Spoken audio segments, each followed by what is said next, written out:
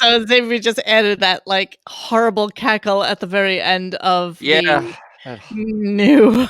It's like nightmare stuff. You know what that's from? That's from one of my absolute favorite podcasts we've ever done, which was the review of Howard Stern starting at Sirius. And that particular ridiculous laugh was from when we were laughing, and actually shockingly it's one of the few ones that John wasn't on. And what we were doing is we were discussing how Tony had a signature haircut, and so I just got this visual in my head about how Tony does the same haircut for like Ralph, for Howard, and that I just had this visual of her husband looking exactly the same as Ralph and Howard, and then the kids looking exactly the same. And we laughed exactly like that. Exactly like you're laughing is exactly how we laughed when we were doing the fucking show. Because nothing was funnier to me than Tony having a signature look for all of her stupid fucking And it's haircuts. that shitty. It's that shitty look. It's that shitty look. Exactly. All right. Hi, everybody. I'm sorry we're a little bit late. Of course, we had technical difficulties, but I'm going to completely and utterly blame it on Australia because Bon Jovi. Oh my God. Straight off the bat, we're It has into to be it. Australia. Sorry. And since he was the one doing all the clips for tonight, we blame him entirely. Well, it's not entirely John, his come fault. on, man. John, defend me. No, it's not entirely his fault. He didn't know what day it was. It's like next week there, right? Oh my God, it's getting worse. Thanks for pulling all the clips all night, Bon Jovial. The only reason we're doing the show is because Bon Jovial really wanted to do a show with Jackie Chair, so we decided to get together tonight so that we could talk about the world's greatest interviewer. And so Bon Jovial was in charge of cutting the clips tonight. And fucking hell, just keep going with it. Oh, I'm throwing you right under the gun. Stick the knife in a little further. Here comes another one. John, have you got anything? Nothing. Don't answer my Well, I would have thought you'd get a Brent and Caitlin pass for life by this point. Oh, there'd that be no was ball sweet. busting. Oh, There'd be no. That's why I fucking love John. There'd be no. But I do know it. How long did it take you to do this? I got my own. I sent my own. I sent a couple of backups in case you didn't get here. I'm gonna probably get to them anyway. But how long did it take you? It wasn't too bad. The Wednesday Zep was real quick because that was fucked, and his discussion was just garbage with Elton. So I could just skip through. I mean, those guys talked. Elton could talk for 4-minute responses. So I was just like, I have to continue with the bus throwing. So Bon Jovial, oh shit, knowing that we're starting a show at 8:00, decides to promptly come on to our StreamYard at 8:59 without being prepared for all of his clips, like your dear friend he is. And well, I'll say Chad this. I mean, still trying to figure out how to get us all the clips. Luckily, Johnny also sent us a couple of scant clips about the show in general, and obviously that doesn't mean we can't talk for 3 hours incessantly about stupidity that went on this week, but we're hoping that Bon Jovial gets his shit together and is able to get well, I mean, I can't argue with that because, as Howard said on the show this week, Australia has only 9 cases of the coronavirus, apparently, which is completely inaccurate. But anyway, we'll get to that later. So I shouldn't have any reason not to be on. That's right. There's no problems in Australia. How? I deflected pretty well out of that, I think. No, you didn't. I think it's the what hell the clips. It doesn't matter. Exactly. COVID Right, so everybody's taking turns now. Is anyone in the chat that wants to No, have a go? Don't ask them. Yeah, exactly. It's all getting a bit rude now. Beanie Mac writes, "You've heard of CP time by now. How about Aussie time?" He didn't write that. I'm looking for it. Oh, thanks a lot. Look at Davey behind. Hey, black guy. Yeah. Hey, black guy. Whiskey Beer Breath says Bon Jovial is my favorite guest. See, so you do have some people that like you out there, but god damn it, did you figure out your shit yet or no? What's going on? Yeah. We're almost there. We're all good. We're all good. All right, so let me preamble a little bit, and then Wars. and you can just chat away. amongst yourself. Oh my God, this is the best comment of the night. Sterleezy, I canceled Howard because all I need is this. Fucking A. So, yeah, welcome to another edition of Radio Gunk. Here we are. It is 8:11 p.m. Eastern Standard Time in Nueva York, and we are in week 497 of the fucking coronavirus, and things are looking worse than ever possible. And I have to tell you, every morning I talk to Xavier on the phone about what's going on with our forum and the podcast and all sorts of stupid shit. And I swear to you, we literally just sit there like, fuck, it's like, the energy that you once had is just basically gone. And Yep. and now we're all in this fucking stasis. And we sit around and yeah, of course, could we podcast every fucking day because there's nothing else to do? Well, speak for yourself. Yeah, that's true. Probably. But Yes. yes, we could. But there's nothing Howard certainly Howard related to actually want to talk about, and by the way, everything that Bon Jovial probably has clipped, I've not heard. Just not gonna lie. I listened to like the first 40 minutes of the show, and then whoever the guest is, I fast forward directly through it and listen to the end of the show. And that's how it's been for the last couple of weeks. I don't know about you, Johnny, but I got a compliment. I mean, I did it in a very fast food way, and I have to compliment. Obviously, Dennis, you're running the show there, but the people. I think it was Laundry Room, Reno, Cookie. I think D-List was in there. Nikki, Six. Mr. Judy Tenuta. Yes, Judy Tenuta, of course. Yes. So everybody was doing a phenomenal job in the mockery threads, because I and you can see people bailing on it. There's some cameo appearances. People come in, they try to hang, they last 20 minutes, they realize how hideous the show is, and you're hate listening, and it's ironic hate listening, and they can't even handle that, and that's not a insult. That is a backward compliment to you who can't handle it. But that shows you how they just hear the affected lisp and the fucking NPR Alan, Darth, Kermit, and they're off. It's not even that. It's basically everything's on repeat. I mean, literally, it's the same show as it was 6 months ago. Right. Would you know if it was not a repeat? Like, no. You wouldn't know. You No, wouldn't know. That was Sarah Silverman's insult to him. The time she came on, was it 2 years ago? When she came on and said the show is so stale, so uncreative, so uncruised, so lifeless, so passionless, that every time she tunes in, it sounds like she's listening to a repeat. Hey, maybe one day he'll actually hear a podcast. The ending was really weird. All right, Gary Puppet saying, "Oh, I'm just on crank. Want you to contact her." What is going on? And emasculate. I haven't been emasculated in a while. I heard Howard said, St. Luhu says, I heard Howard said he talked over the re-signing with Robin. Do you mean he doesn't speak to Fred? So, yeah. So, whilst Bon Jovial is getting his shit together. I'm ready. He's ready. Let's start, though, with where it ended, because this will be a good conversation for us to just chat through above and beyond all the stupid fucking interviews that he did this week.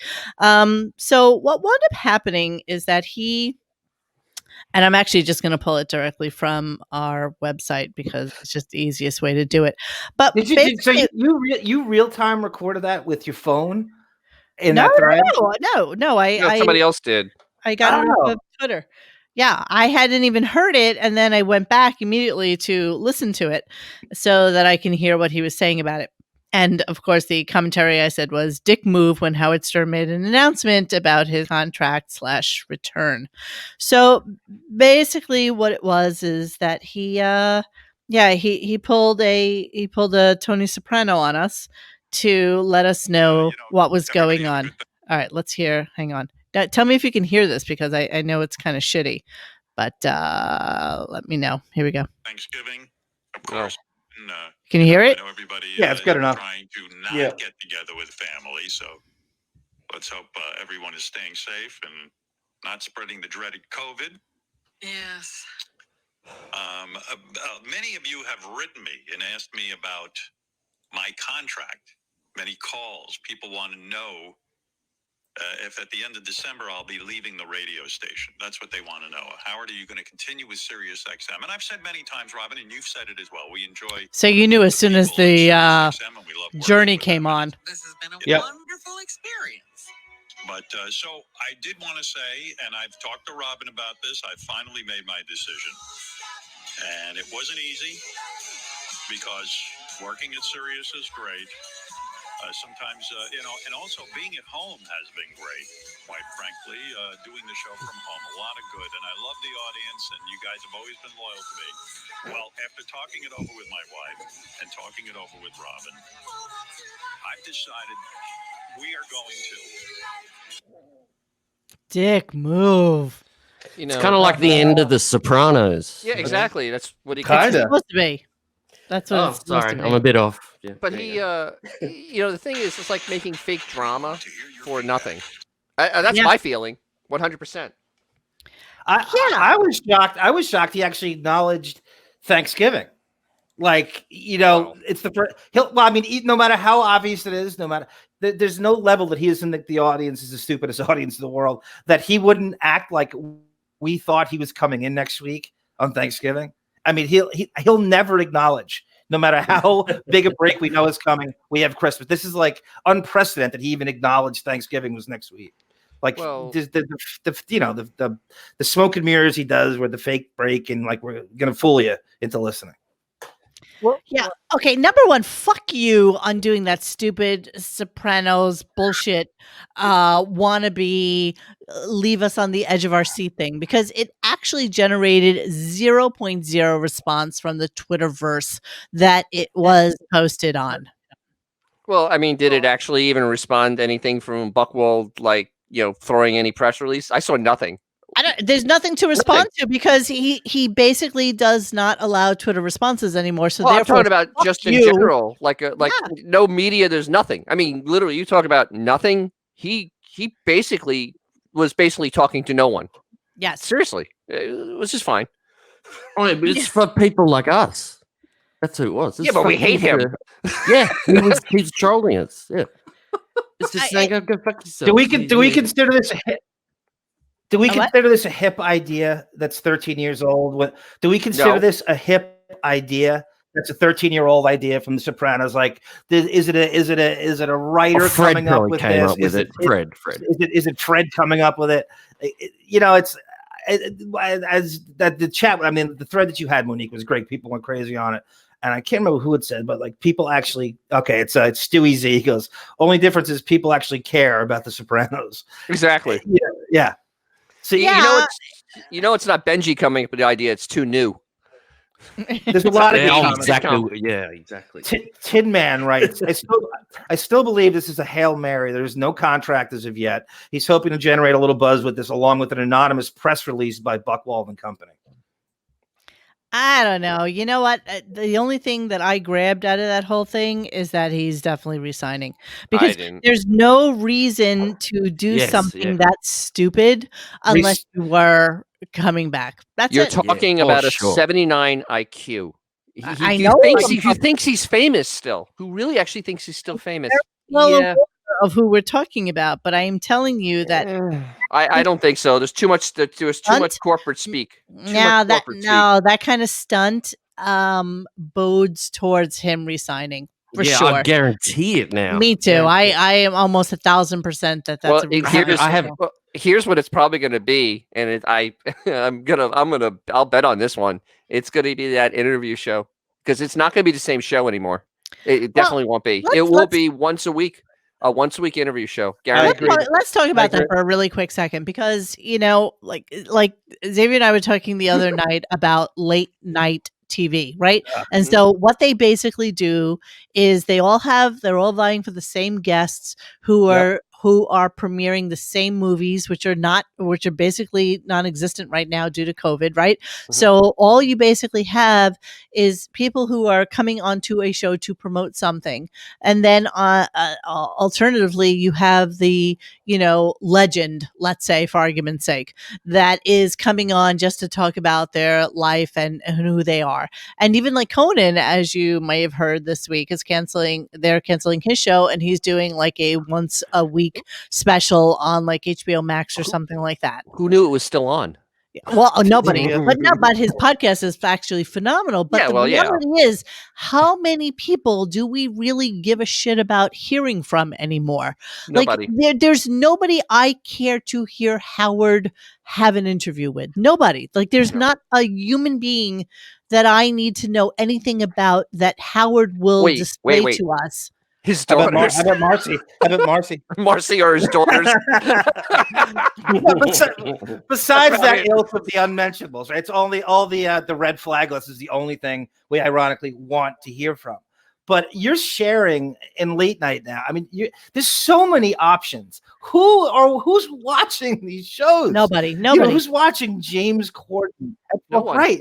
And so this with the streaming services and the options we have, and then the money they pay these guys, you're kind of going, how would you even remotely think to? Go ahead, Dennis.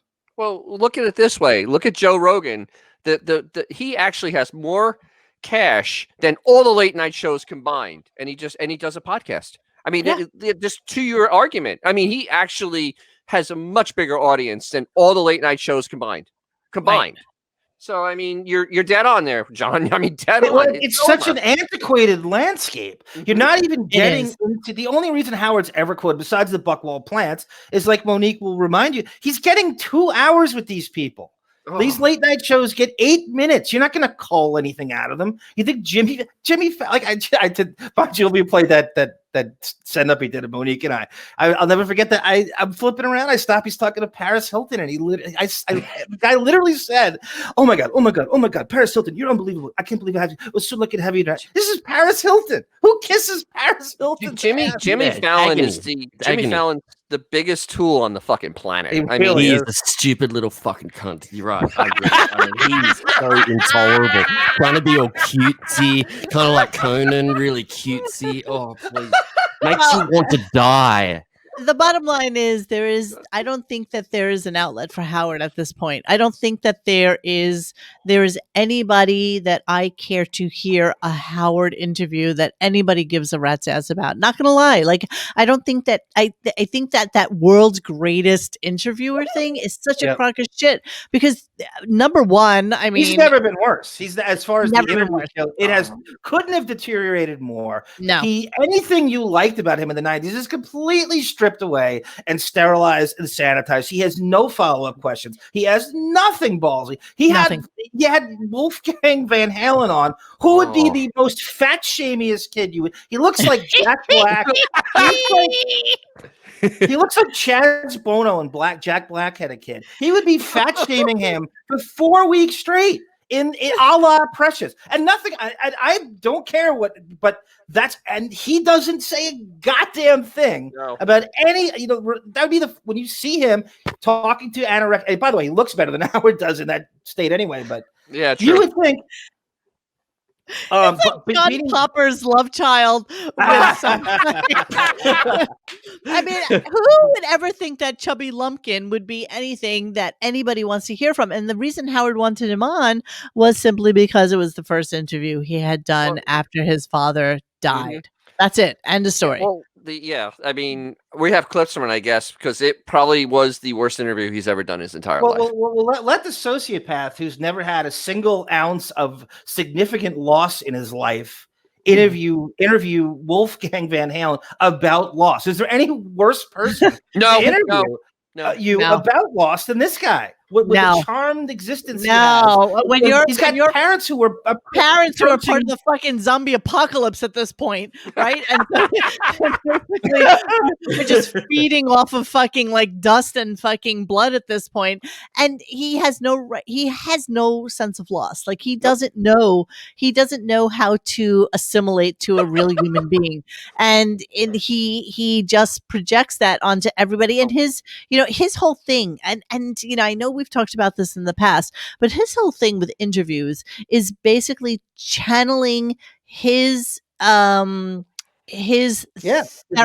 and psychotherapy insecurities onto people that he knows, because they're actors and actresses and singers. He knows that they probably have those same fucking bizarre insecurities, and so he thinks that everybody has like this father hunger, mother love, smother mother, divorce thing that he does. And 9 out of 10 times they'll say to him, yeah, no, Howard, that's really not what it's about.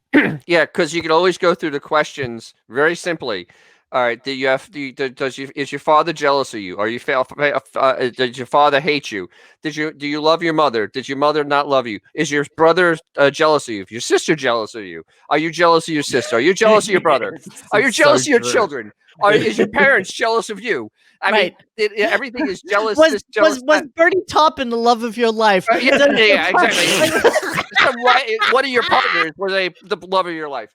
Beanie Mac is a fantastic point here, and I don't know if you guys agree with him. Well, he writes, this is a little up in the chat a little more. He writes, the 112% reason Howard is coming back is because if he wasn't, they would have been planning a second incarnation of the birthday bash where all the celebrities would be. Yeah, but Dennis, he'd be gone for good, right? No.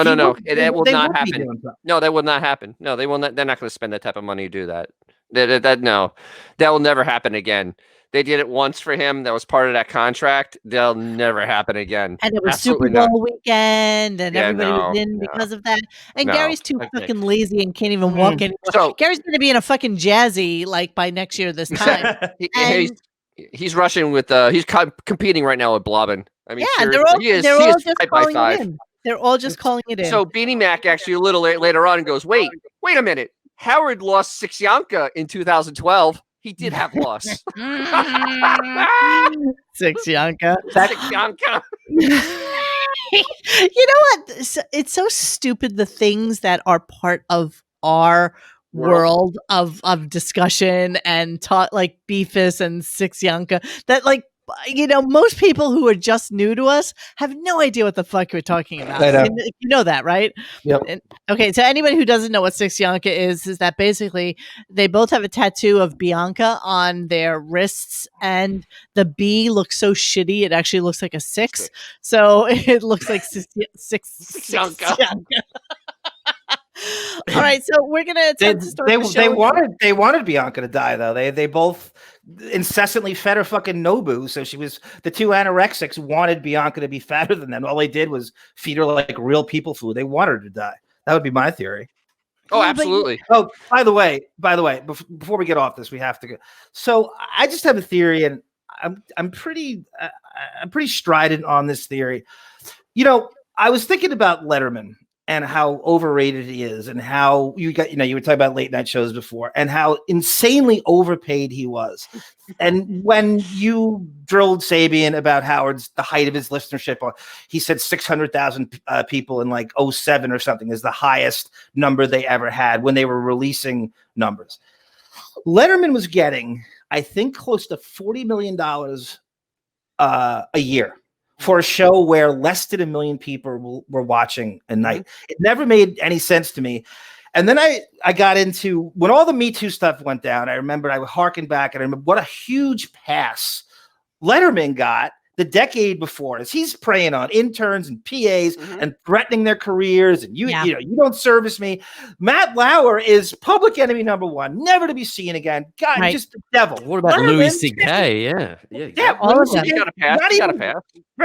Louis didn't get a pass. Louis didn't get a pass. He's fucked. He is fucked. Letterman is lucky, man. Just a 5 or 10 years, and he would have been out now. Well, and get a Netflix deal as well out of it. It's not luck. So this is where, and it just drove me crazy. I could not understand. You talk about deal with the devil. I mean, he has dozens of people who would come out, just proof upon proof upon proof. So I looked further into it. He goes on, does a mea culpa on TV. Letterman owns the show. So the reason he never got fired, the reason he had no consequences whatsoever in the history of show business, is unprecedented, is because his Worldwide Pants company owned his show. And that's how he got these deals with the devil over and over again. Why could you pay someone $40 million a year when less than 1 million people are watching it and nobody gives? There's no buzz. There's nothing. Wow, could you pay him this? And wait, and you forgot he owned the time slot afterwards. Also, that was Worldwide Pants. The later show was also his. Yes, sir. Yes, Dennis. Good at Dennis. So he owned the Kilborn show and Cord and all the shit after. He also he had co-ownership in Ray Romano's show. So everybody loves Raymond, which is a massive syndicated juggernaut. So I pulled up an article, Monique. I don't know if you want to read it. I don't know if you. It was I don't know. I'm in my second REM sleep right now. I have no idea what you're talking about. I don't know. That's why I tried to jump in there. For Bon Jovi, anytime. Just play that Brett and Kayla I'm video. just comatose, staring at the wall, still reeling from the shit slamming I copped at the start of the show. Fuck you guys. I left Everything's just soporific to you. I'm with John on this. Sure. So everybody's going. Well, how does Howard? With Sirius is going to sign him, and what's going to happen? He doesn't get signed. He signs himself. 112 Productions owns this show. They wrote the ticket. CBS threw the entire house at Letterman when he signed with them. It's exactly what happened to Howard. They said, you write your own ticket. You own the show. 112 Productions owned the show. They signed themselves. You stop being they're not offering him anything. He owns the show. He's signing himself. How else do you qualify? Yes, he does. Yes, he does. You don't know. He doesn't tell you shit. He doesn't. No, he doesn't. The next 7 years, he doesn't own that material. He owns none of that. The show he's doing right now, the former material he sold to them, but he owns. That's how you can. No, all the material, including what he's doing now, is part of that deal. In the right to refusal. So they have to offer him this deal all. No, they don't. No, they don't. They made a 7-year deal. It's insane to pay him any more money. You already got the best of everything. That's why I don't. I have a hard time contemplating that if there's anything, it's not going to be this show. A lot of people are going to be fired. I seriously see a very stripped down show. What? Arm is on the dude tonight. Who was it? Code Red. Oh yes, callback, full callback there. Was it Judy Tanuna who started that thread about the Sangria Mountain Dew? No, that was either Princess Kitty or Fudgesicle I was meaning to respond to that. I didn't get a chance to thank him for the backup. Girl. By the way, I want you to know that all the girls are loving the Aussie accent. So I think we need to pass this over to Bon Jovial so that we can. Hello, Australia, the lucky country. You know, we have a band in Australia called TISM, and that stands for This Jism? Is Serious Mum. No, TISM, with a T. They're called This Is Serious Mum, and they wear balaclavas, and they're hugely famous in Australia.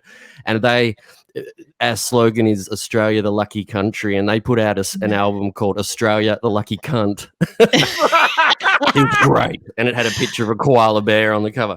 I love the word balaclavas. You know, it's like I had to actually look it up in a book about 15 years ago to find out exactly what that word meant because I had never heard it before. Don't you guys use that? Not really. Not really. No. Balaclava? What's a different word for it then? I couldn't. I don't know. Monique, I'm entering my 7th REM. You talking about balaclavas? What's a balaclava? A balaclava is a woolen knitted thing that you pull over your face when you rape people. Basically, terrorists use them. It's a ski mask. That's what you would call it, I guess. Yeah. Yeah. Yeah, I guess so. But That's yeah, what it took me a the while. gimp would wear it, sort of thing. It's not leather, but it's That's it's what Howard robbed Sirius with when he was wearing it. Yeah, let me just show it Hey, to you guys. the real leather quick. one is what Ralph wears. Hold on, I'll just show it to everybody so that they can see what it looks like. That's a balaclava. Oh yeah, ski mask. It's a ski Oh, mask. God. Yeah, specifically meant for terrorists and armed gunmen. That's basically what it is. All right, Bon Jovial, we are ready to attempt to start the show now that we're a half hour into it. So Oh, here's the way it worked for tonight. So Bon Jovial was the puller of clips, and he really wanted to do a show with Jackie Chair. So we said, okay, let's try and do a weeks in review.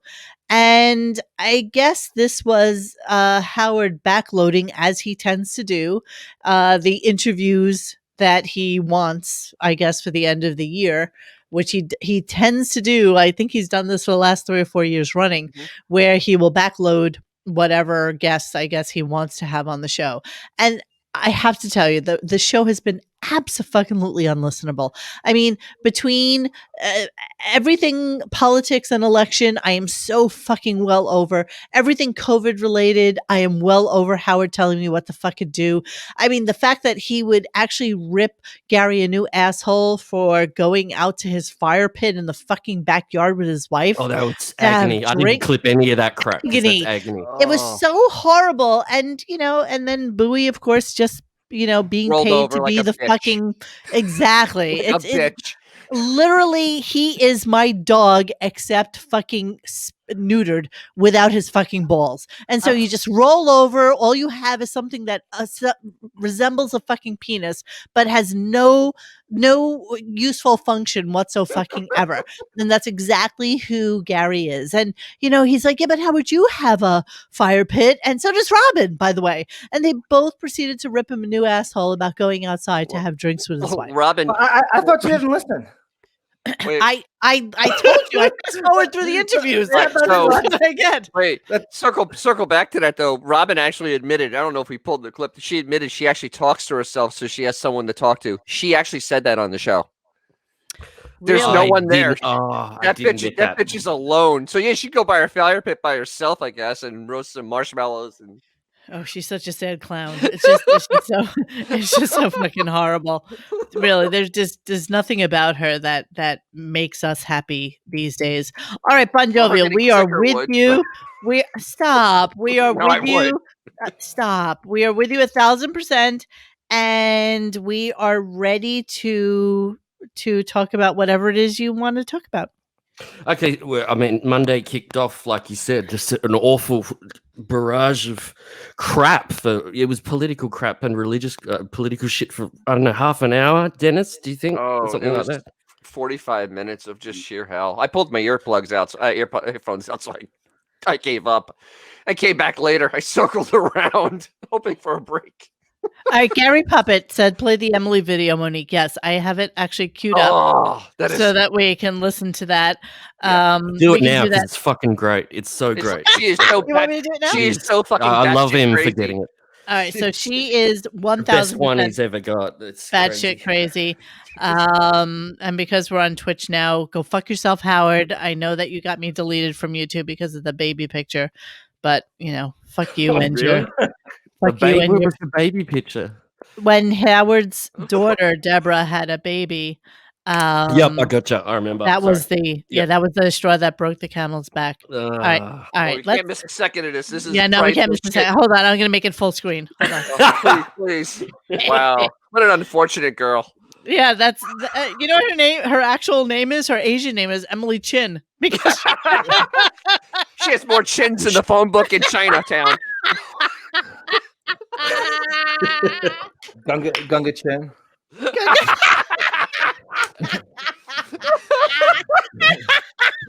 yeah, she's absolutely mental. Absolutely mental. Someone put that. So, Okay, go for it. I think she can lose a few pounds there, Robin.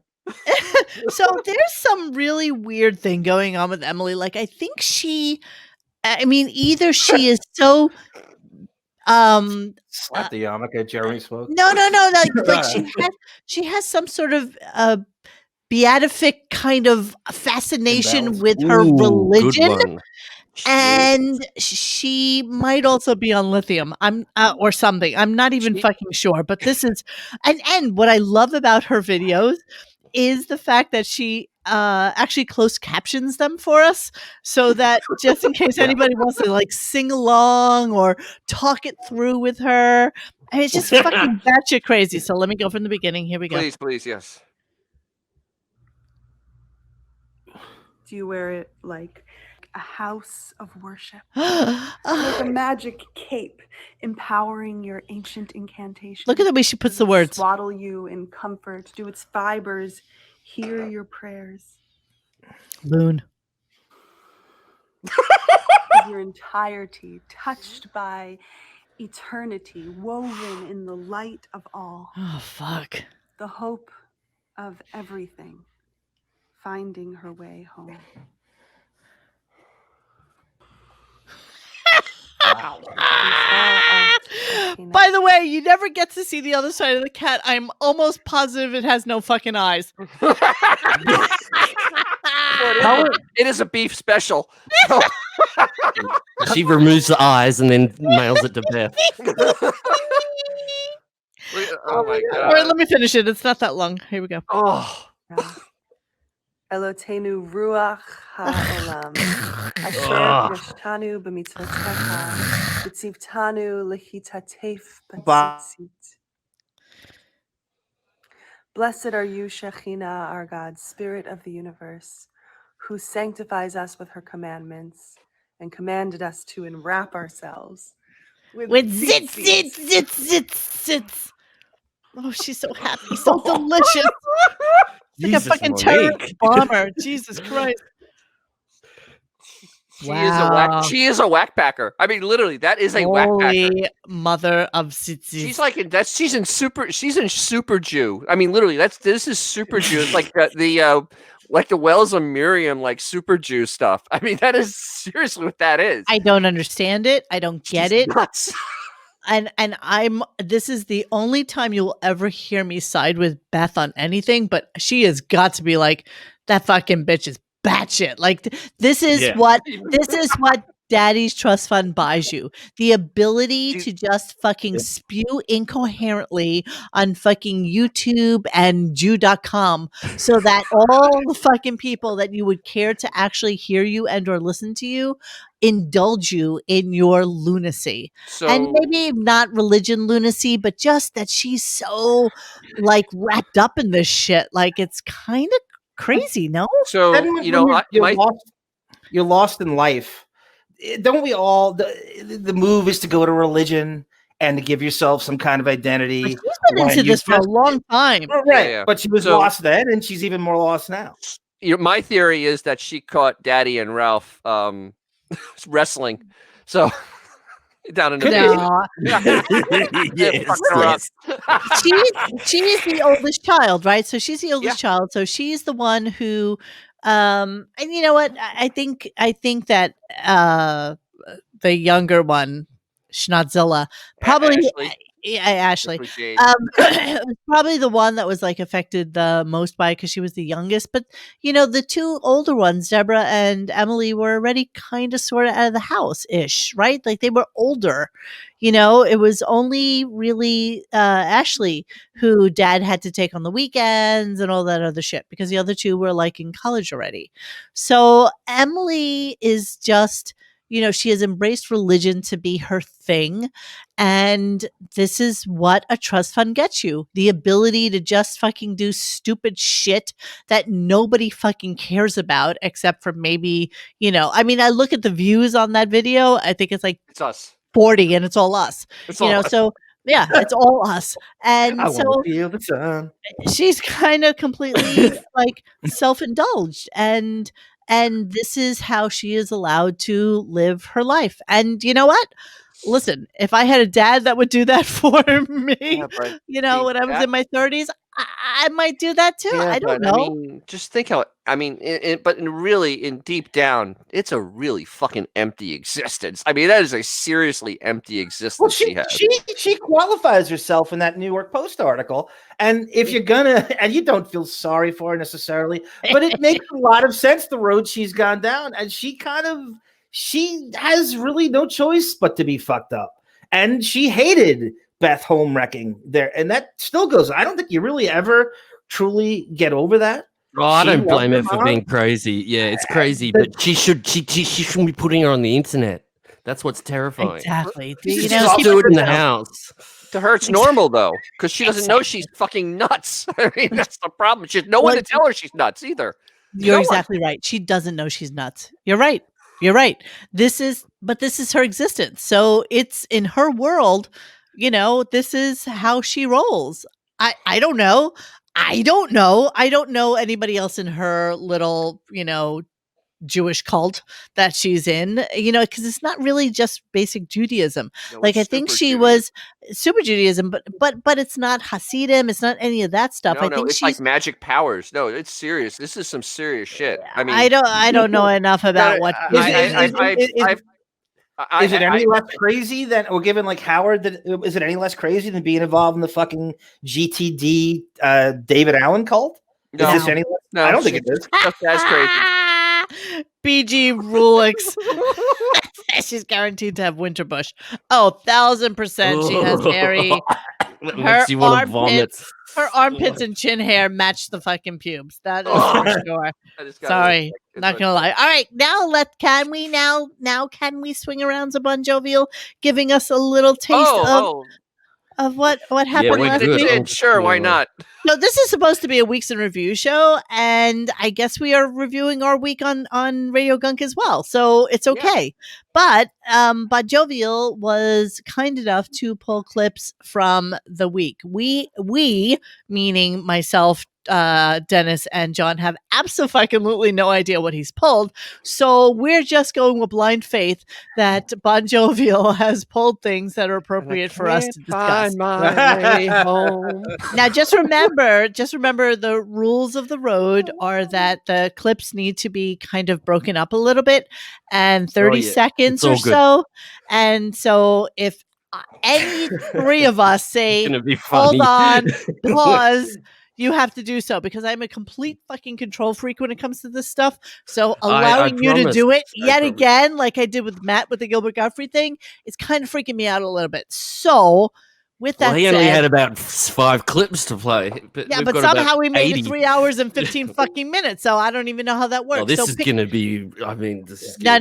Don't even say it. So pick and choose your spots. We're already 40 minutes into the show.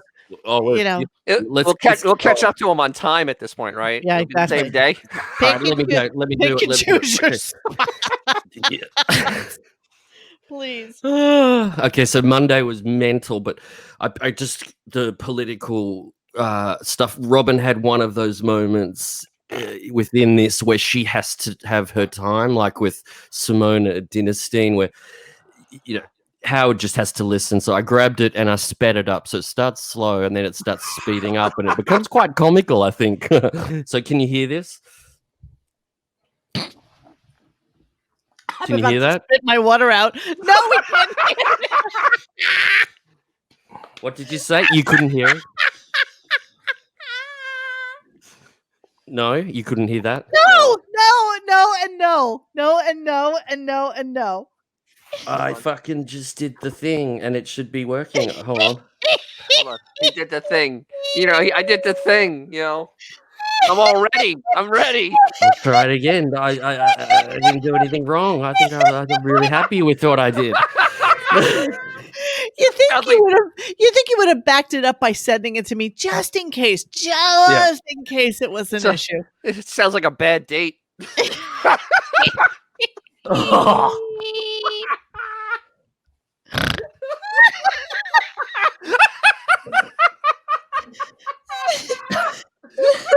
Wow, you guys are brutal tonight. It's unbelievable. This is Should I go to the one clip I know for sure I can play, which is Leon Black? No, don't do that. Sure. I'm right there. Just give me It's right there. It's almost there. It's almost there. So, Ladies, share how many times you heard audio. that? I've got the Chrome tab shared. Share audio. Share. Can you hear it now? Can you hear that? No. It says sharing this tab to StreamYard.com. It's not even that funny. It's just it's infuriating me. But it's getting me laughing and I can't stop. Dennis, I don't know why I bothered. I just thought we'd have a really good time. We'd be like buddies. I think like Dennis. I love the way he does the mockery threads. I really love his. Comes up with such great insults. I was just like, it's gonna be like really perfect, and now it's. Bon Jovial, I have shit. given you an hour and 15 minutes to get your shit together. At It's this all point. going. I'm just trying to share it through. All right, so yes, maybe you have to I'll check try your it again. check the. You trying to play it from SoundCloud? Oh, I'm crying. Where's it coming from? I am fucking crying. Tiger Lily, I just peed.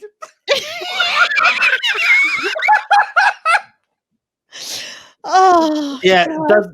Is there an actual volume button that does it inspire? No, I'm not even. I'm not Actually, gonna. I'm not picking you up. Make sure that the Chrome tab that you're playing. Stop. Seriously, it says share your screen, then I click Chrome tab, and then I click down at the bottom share audio thing. Make sure that the sound on Chrome is on. Exactly. And then also make sure, because I had problems. I was actually doubled because it had the audio was fucked up. I have fever. I'm laughing so fucking hard at this. I'm trying to be helpful here. Tiger Lily said, "Did you turn it on and turn it back off?" I can't believe you can't hear that. Can't you hear that? The funny thing is we're going to hear it at noon tomorrow. What's that supposed to mean? Isn't it noon there? Oh, now I get it. I'm trying to fix this thing. So you're riffing now. Sorry. This is improvisation. Howard has no idea how to How do we this. get the 3-hour podcast. Come on. Oh my god. I'm riffing. Oh, calm down, man. I'm grooving. Should I go to Elvis and Leon Black? I mean, Elton. I'm dying. We also have that massive bet clip. Wait, maybe it plays backwards in Australia. Exactly. Fuck. Holy shit. I can't breathe. I cannot fucking The rules of the road. breathe with how we do shit. Drive on the left side. My eyes are rolling water over. I can't see. The toilet How about this? goes the other. Could you hear Vaughn, that? Where's Jeff Schick when you need him? Bastard. I don't think I can do it. It's not going to work. This is how it worked all the other times, but it's not doing it now. All right, actually, really seriously, check to make sure that the output from that tab is working on Chrome, because it's a little fucked up, and then make sure that the output. I will, but I don't think it's going to work. Well, send them over now. You can transfer. Send them to Monique. We can trust me. We can kill time. Not hard at all. No, it's true. We can absolutely. Trust me. We can, an hour will pass in a second. If you want, you can actually share it to my Google Cloud. Actually, just send me an email. Send me a couple of emails with all of them, and they will automatically populate. They'll automatically populate to my Populate to the cloud. Populate. Oh, I can't even breathe. This is so fucking funny, you guys. Look at what Dennis fucking COVID. Monique, did you? What, babe? Bottom. So I'm trying to let you concentrate. I know it's very, very frustrating. But is there any way you could just send it to her in a file? We just talked about that. Yeah, well, I guess I'll He have didn't to- say. He didn't answer you. Yeah, I'm just trying. I hear something. Oh no, that's me. In the meantime, In the meantime, it's a great song. why don't we? Oh, Helmet. Yeah. Yeah, helmet, exactly. So Leon Black or the big Beth clip we were supposed to do that time. Let's do the We could go to Beth either. clip. Let's do the Beth What? clip. Beth and Ralph thing? Yeah. Beth and Ralph, or we could do the. I would wait with Leon Black. I love until we hearing. find- Come on, I get to hear it. We haven't talked about it yet. This is from October of. Wait, can you cue this up for me? Because I have no idea what I downloaded. Beth, Ralph, and Ronnie. What is that? This is Set it Land up. Down Under. This is Beth. They call Beth in because trying to out Ralph as their big cliffhanger, and it's during the whole Ronnie voting for Trump thing, and they try to. So Beth is obsessed with outing. You know, she lives with a closeted homosexual, like she doesn't know, and they're obsessed with outing Ralph.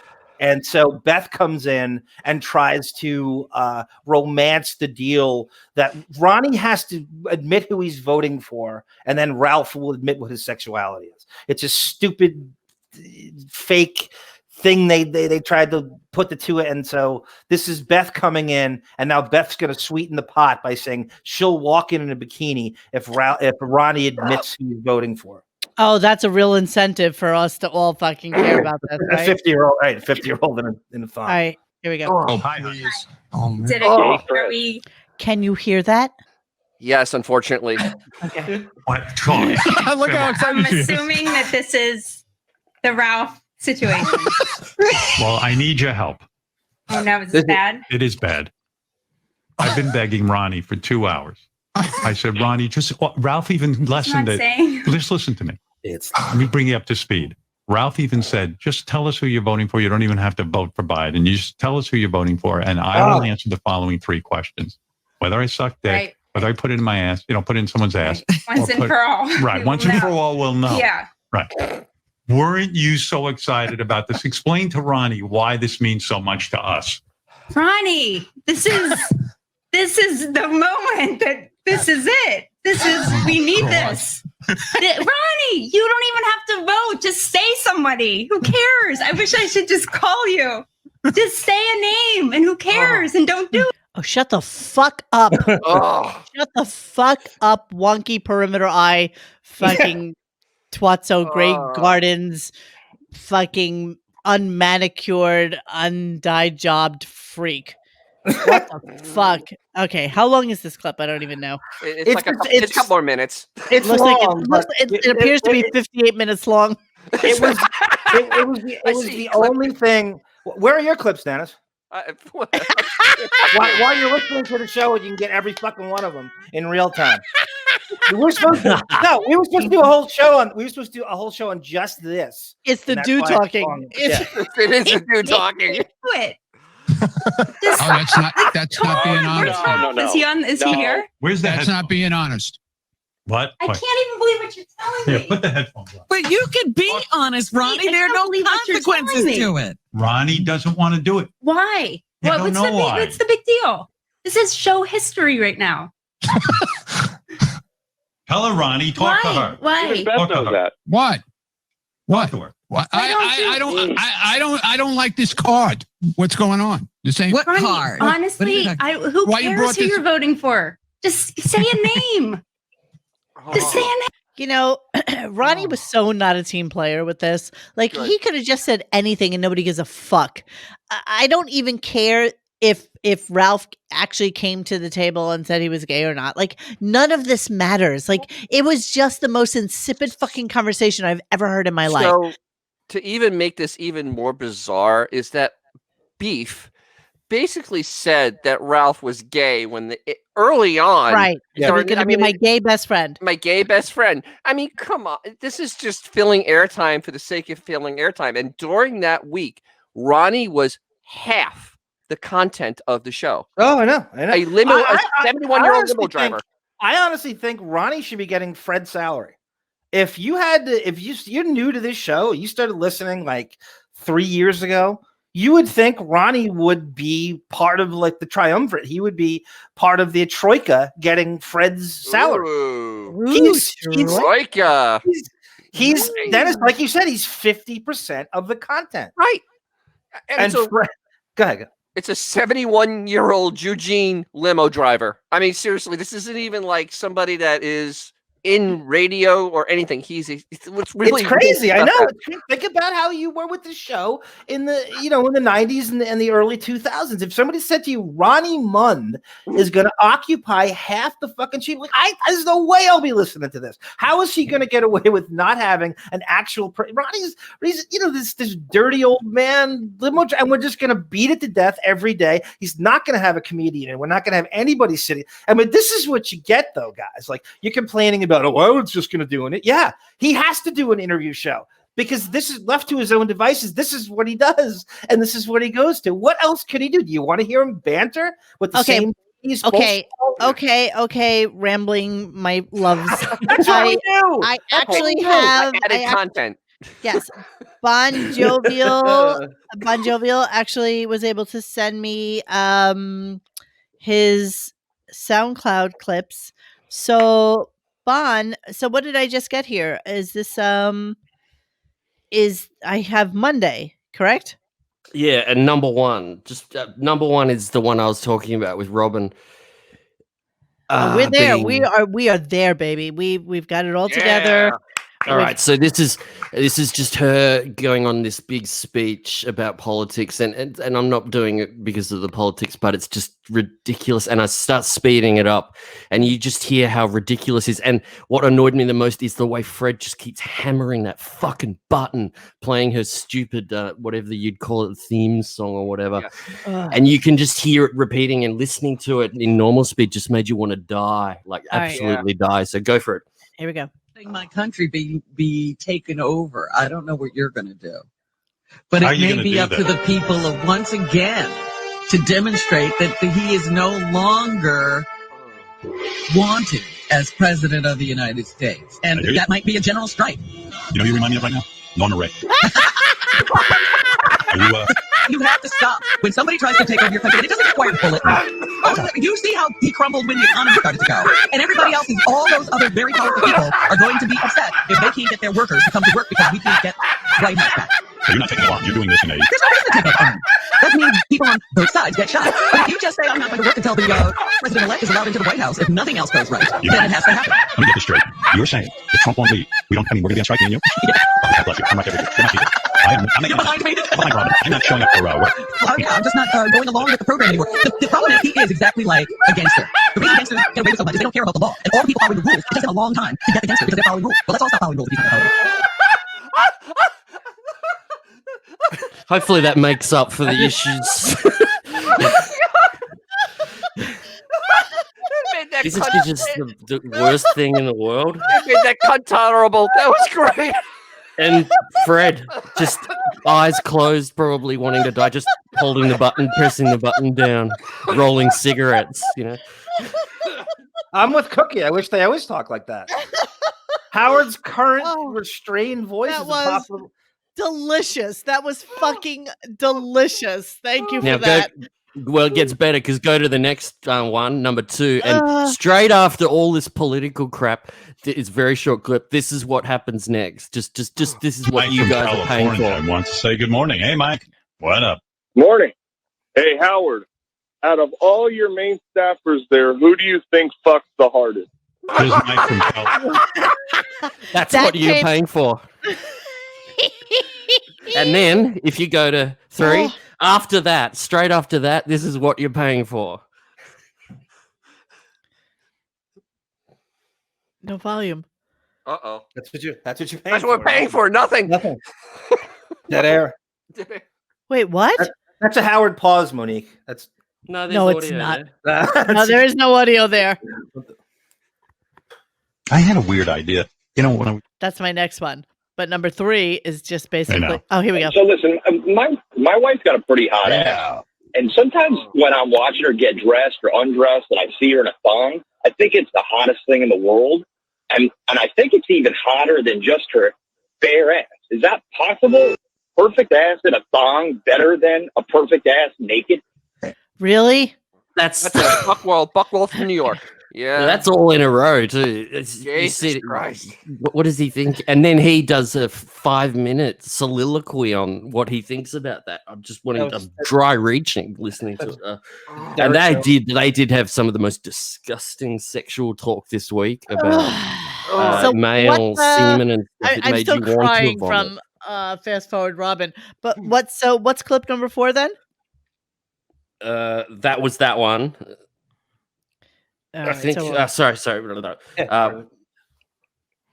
Hold on. I had a weird idea. You know, when I was reading about COVID. Okay, pause it there. Pause it there. That they found. Don't forget, this is just inane. These two low IQ minds talking. They're talking about the virus, and then they're also talking about TV shows. And just listen to this shit. It's unbelievable. It makes me want to die. Here we go. Hang on. This is a new disease. They found that 20% of the people who contract COVID are now suffering from mental illness, all forms of mental illness. And I was thinking, what a great plot for a movie. Like, it really is the end of days, because think of it this way. It's almost like The Walking Dead. I've thought that many times while this is going on. I'm not sure I can listen to COVID talk because it's actually the worst part of his. It may trigger me. Day. It may actually trigger me. I may get triggered. So what actually happens in this clip before I actually play the whole of it? Oh, it's not as much about COVID. It's they just don't even know what they're talking about at all. They're trying to talk about the Walking Dead TV show, and they don't get it. And they have to bring John fucking Hine in. Yeah, John Hine comes in as the 1% of people start turning into like the Joker. They start doing mentally ill things. Right. And they just maraud through the streets doing whatever they do. And that's what 20% of the people might be doing. Just run. They got that crazy bat venom running through their brains. And, Walking Dead, you finally figured it out? Fear the Walking Dead. I'm watching that. It's great. It's great. But there's better than The Walking Dead. Yeah. There's like 7 episodes so far, right? No, Fear the Walking Dead's been on for several years. They have no idea. I told you about it when it first started. Maybe I'm watching something else. What am I watching? What are you I'm watching a new Walking Dead. It's not Fear the Walking Dead. It's who's in it? It's a group of little, young kids who are trying to. Who's on first? Wait. What's going on? You sure he's not talking about that other Netflix show? That's the little kids. He has no idea what the fuck he's talking about. Wow. This is the man who tells us every single day that he's too busy to do things, but yet he can have a 20-minute fucking conversation about The Walking Dead, and that he's there are a lot of morons out there because he's smarter than all of us. 79. All right, I'm moving on to 5. Bon Jovial. What is that? So they bring Hine in, and this is when this is just to remind us. The show you're watching is The Walking Dead World Beyond, which is a new Walking Dead show. Robin, you're talking about Fear the Walking Dead, which has been on a while on AMC. Okay. That's The Walking Dead stuff. The Walking Dead Beyond, where's that? That's on AMC. The Walking Dead, The World Beyond is on Sunday nights. This is like the conversation that we have before we start the show, unless, somebody can't get their clips together. But this is like a conversation that we would have before the show starts about stuff. And that's what his show has become. It's sick. Back conversation that nobody really cares It's about. Literally uninteresting conversation between strangers. Inane. It's just inane. Yeah. Right. Chock full of no detail. Say again? Chock full of no details, no insight, no plot lines. He doesn't know the old show he's watching. He has 260 days off a year. He works 3 hours a day, and he can't retain anything. And they're all none of them know. Everyone he brings in is confused. It's what? Huh? What show? What TV? What does that mean? What's the audio? Oh, Jan Hines supposed to be a TV expert. I know. He comes in, and he's he has no seeming passion for anything else. He's not giving you anything. If you watch I don't even watch a show, but it must be infuriating to watch these two try to talk about the details of the show. And this is supposed to be something he likes. This is a supposed passion of his. It's such. I mean, talk about a show about nothing, and then he has how many days to prepare this horrible? Yeah, that's the kicker. That's the biggest insult in the fucking world. With writers and people writing in script. And this is what you get. And this is what's and this is what they're paying this guy $4,000 a minute for. Listen to that repartee. Is there anything the old dudes from the Muppets are more? This Moderna thing you're talking about? They say the news today is reporting 95% effectiveness. It's similar. And what the fuck does John Hein know about anything COVID? Why is he reporting news when that's Robin's fucking only job? First of all, it isn't Robin's job anymore. So, but that's supposed to be his job. I'm just saying, how is John Hein the voice of fucking? No one knows. Reason. And I speed this clip up too because listen to the minutiae he goes into. Anything, Monique. Hang on. Everybody's talking over each other. We're still on clip number 5, and you sped it up. Yeah, listen to what he goes into about the virus. He's a fucking idiot. Similar to the Pfizer one that we taled about last week. That's the good news. The bad news is they're saying probably spring because both of these vaccines need to be stored at such cold temperatures that they need to develop the ability to do that on a nationwide, worldwide. But they're really excited that it's 95% effective. They did not expect that at all. The more tests will need to be done, et cetera. It looks like the Pfizer one could come out by the end of the year, and the Moderna one could be coming out in the spring. Something else, John, because now 95% effective. What does that mean? That you don't get coronavirus? Yes, with the way they did it, 95% of the people who got the vaccine did not get the coronavirus. Were prevented from it. You're such a fucking idiot. I can't. He doesn't know what he's saying there. John's going, yeah, they didn't get it. Yeah. Wow. Yeah. And that comes back around to haunt him on Tuesday. Remember, someone calls in to tell him that he's fucking wrong, and it's a great moment. Remember, this is the guy that actually waits outside of Chick-fil-A's before they open so he can get in first and get fucking free meals. So that's your expert. Hey, I fucking hate him. Don't forget to send me the link for Tuesday as we go through. Yeah, it's all coming. And after that, you bring in, of course, Shuley. And Christ. he just does the worst shit. And he's an example of the crap he pulls. Is fucking... There's a lot more beards out here too, so I kind of fit in a little bit now. like chimney. I got to gain a lot of weight though to really fit in around here. A lot of neighbors are chunky with big beards. Oh my, Howard, the stuff in the supermarket that I've seen here, I've never seen in any other supermarkets. Like what? Like I saw a box of Twinkies cereal out here. Twinkies cereal. Oh, must wait be for it. Living in fucking Alabama with all the fucking rubes, aren't you, Jew boy? All right, here we go. Cereal. Yeah, a cereal based off of Twinkie, and it's disturbing just to look because it looks like little baby dicks all over the spot. It's the weirdest thing you've ever seen. So Blob, I took a picture of it. I'll send it to Jason. And then I saw. I can't hear you if the thing is on. What then? It sounded like Blob was excited and wanted to try it, actually. Oh, yeah. Is there anything worse than that pre-laugh Shuley does in the middle of a sentence when he laughs at his own statement to sort of pre-chew it for Howard to let him know he can laugh? And then Howard, when I go to the supermarket, everyone's really fat. Wait till you get a load of this. Tell them about the supermarket you go to, Howard. You could really relate to that. Tell them what your supermarket. Supermarket. What King Cullen and Bridgehampton. The grocery store. Yeah. Pancake syrup that was Captain Crunchberries flavored. Pancakes. They can't get the rest of the country to eat that shit. But down there, anything goes with sugar in it. You mean regular syrup isn't good enough? They want like Captain Crunch flavored syrup. Yeah, it's like blue. I mean, I'm a pothead, so I'm fine with it. But I mean, there's such great stuff out it. Yeah. Oh, he has nothing of any interest to say. Yeah, that will be what becomes his comedic shtick as he goes out on the road now, right? Oh my God. Yeah. Living in Alabama, like that Nick DiPaolo from last week with the Gilbert Gottfried fucking thing, with the Artie thing, just like, Rube from New York, in the fucking hinterlands, in the fucking sticks, and how that like now affects his fucking comedy. That's definitely where he's going with it. Yeah, Linda Aries writes it pretty well. She goes, "Hey, anorexic, let me make you drool and then pretend you don't want it." That's exactly the way he's serving it up. Well, didn't one of the kittens smell like Captain Crunch to Beefus? She sniffs him. She sniffs them. I think she called him Captain Crunch, right? Captain Crunch. All right, what am I on to next? Bowie. Next is on number 7 is Bobo. Just a bit of Bobo, and Shuli tries. No, but why? It's not about Bobo. Shuli tries to be funny, and Bobo just shuts him down. It's a beautiful moment. Bobo. It really is. Yeah. Oh, stop! I can't believe you just said that. Put together a special on Howard 101 with Steve Nowicki and Fred jamming together. Just pause it for a sec. To the late great.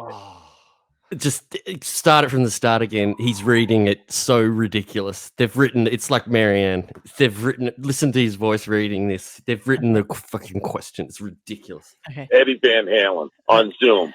I think it'd be epic. What do you think? Hold on. But you be epic. Epic. To put together a special on Howard 101 with Steve Nowicki and Fred jamming together, but a tribute to the late great Eddie Van Halen on Zoom. I think it'd be epic. What do you think? Wow. Well, I mean, no, really. What do you think about that? Having Fred and Steve Nowicki play the music of Eddie Van Halen. I mean, what if we just played the music of Eddie Van Halen? Yeah, we got that. No, why would we? Can I ask Bobo a question? All the riffs down. Yeah, I fucking hate everything about that clip. I hate him. Here comes Shuli though. Wait for Shuli. He's trying to do something. It's all right. Yeah, but Eddie actually created those riffs. Right. No, I know, but Steve is so great doing that. I think the fans would love that. All right, Bobo. Sounds cool. All right, maybe we'll do that. Can I ask Bobo a quick question, sure. Howard? Yeah, go ahead. Bobo, who do you bounce that? What's up, do buddy? you bounce that question off your wife before you call in with it? Like, who do you run that question by? Myself. He's not. Maybe run by your wife is what Julie said. All right. Wow. I love it.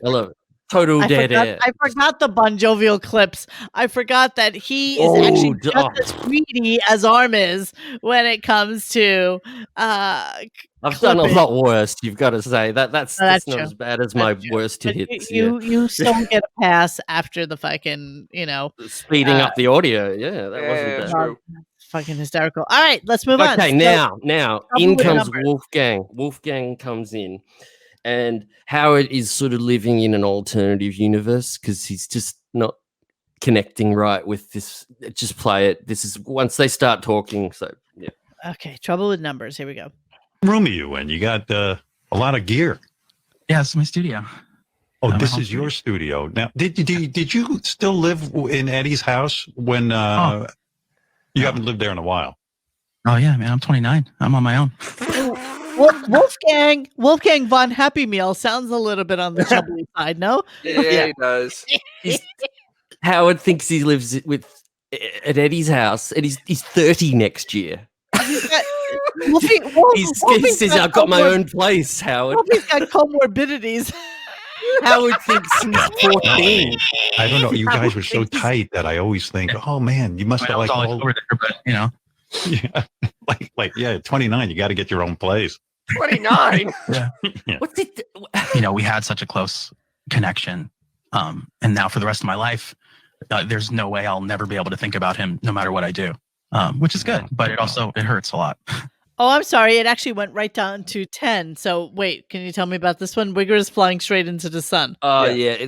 And see the way I spelled son, S-O-N. He goes to the father-son whole thing, and he's flying real into the sun on this. He's trying to get him to cry, and it's just awful. Okay, go for it. Yeah, like when you hear a song like 316, which was written for you on your birth, which is unbelievable, and it's a great song. Like you can't listen to that song and not break down and cry because it's so beautiful. And that was your father's joy on your birth. I mean, your father, when he seemed to be so joyous at the idea of having a son, and not every father is like that.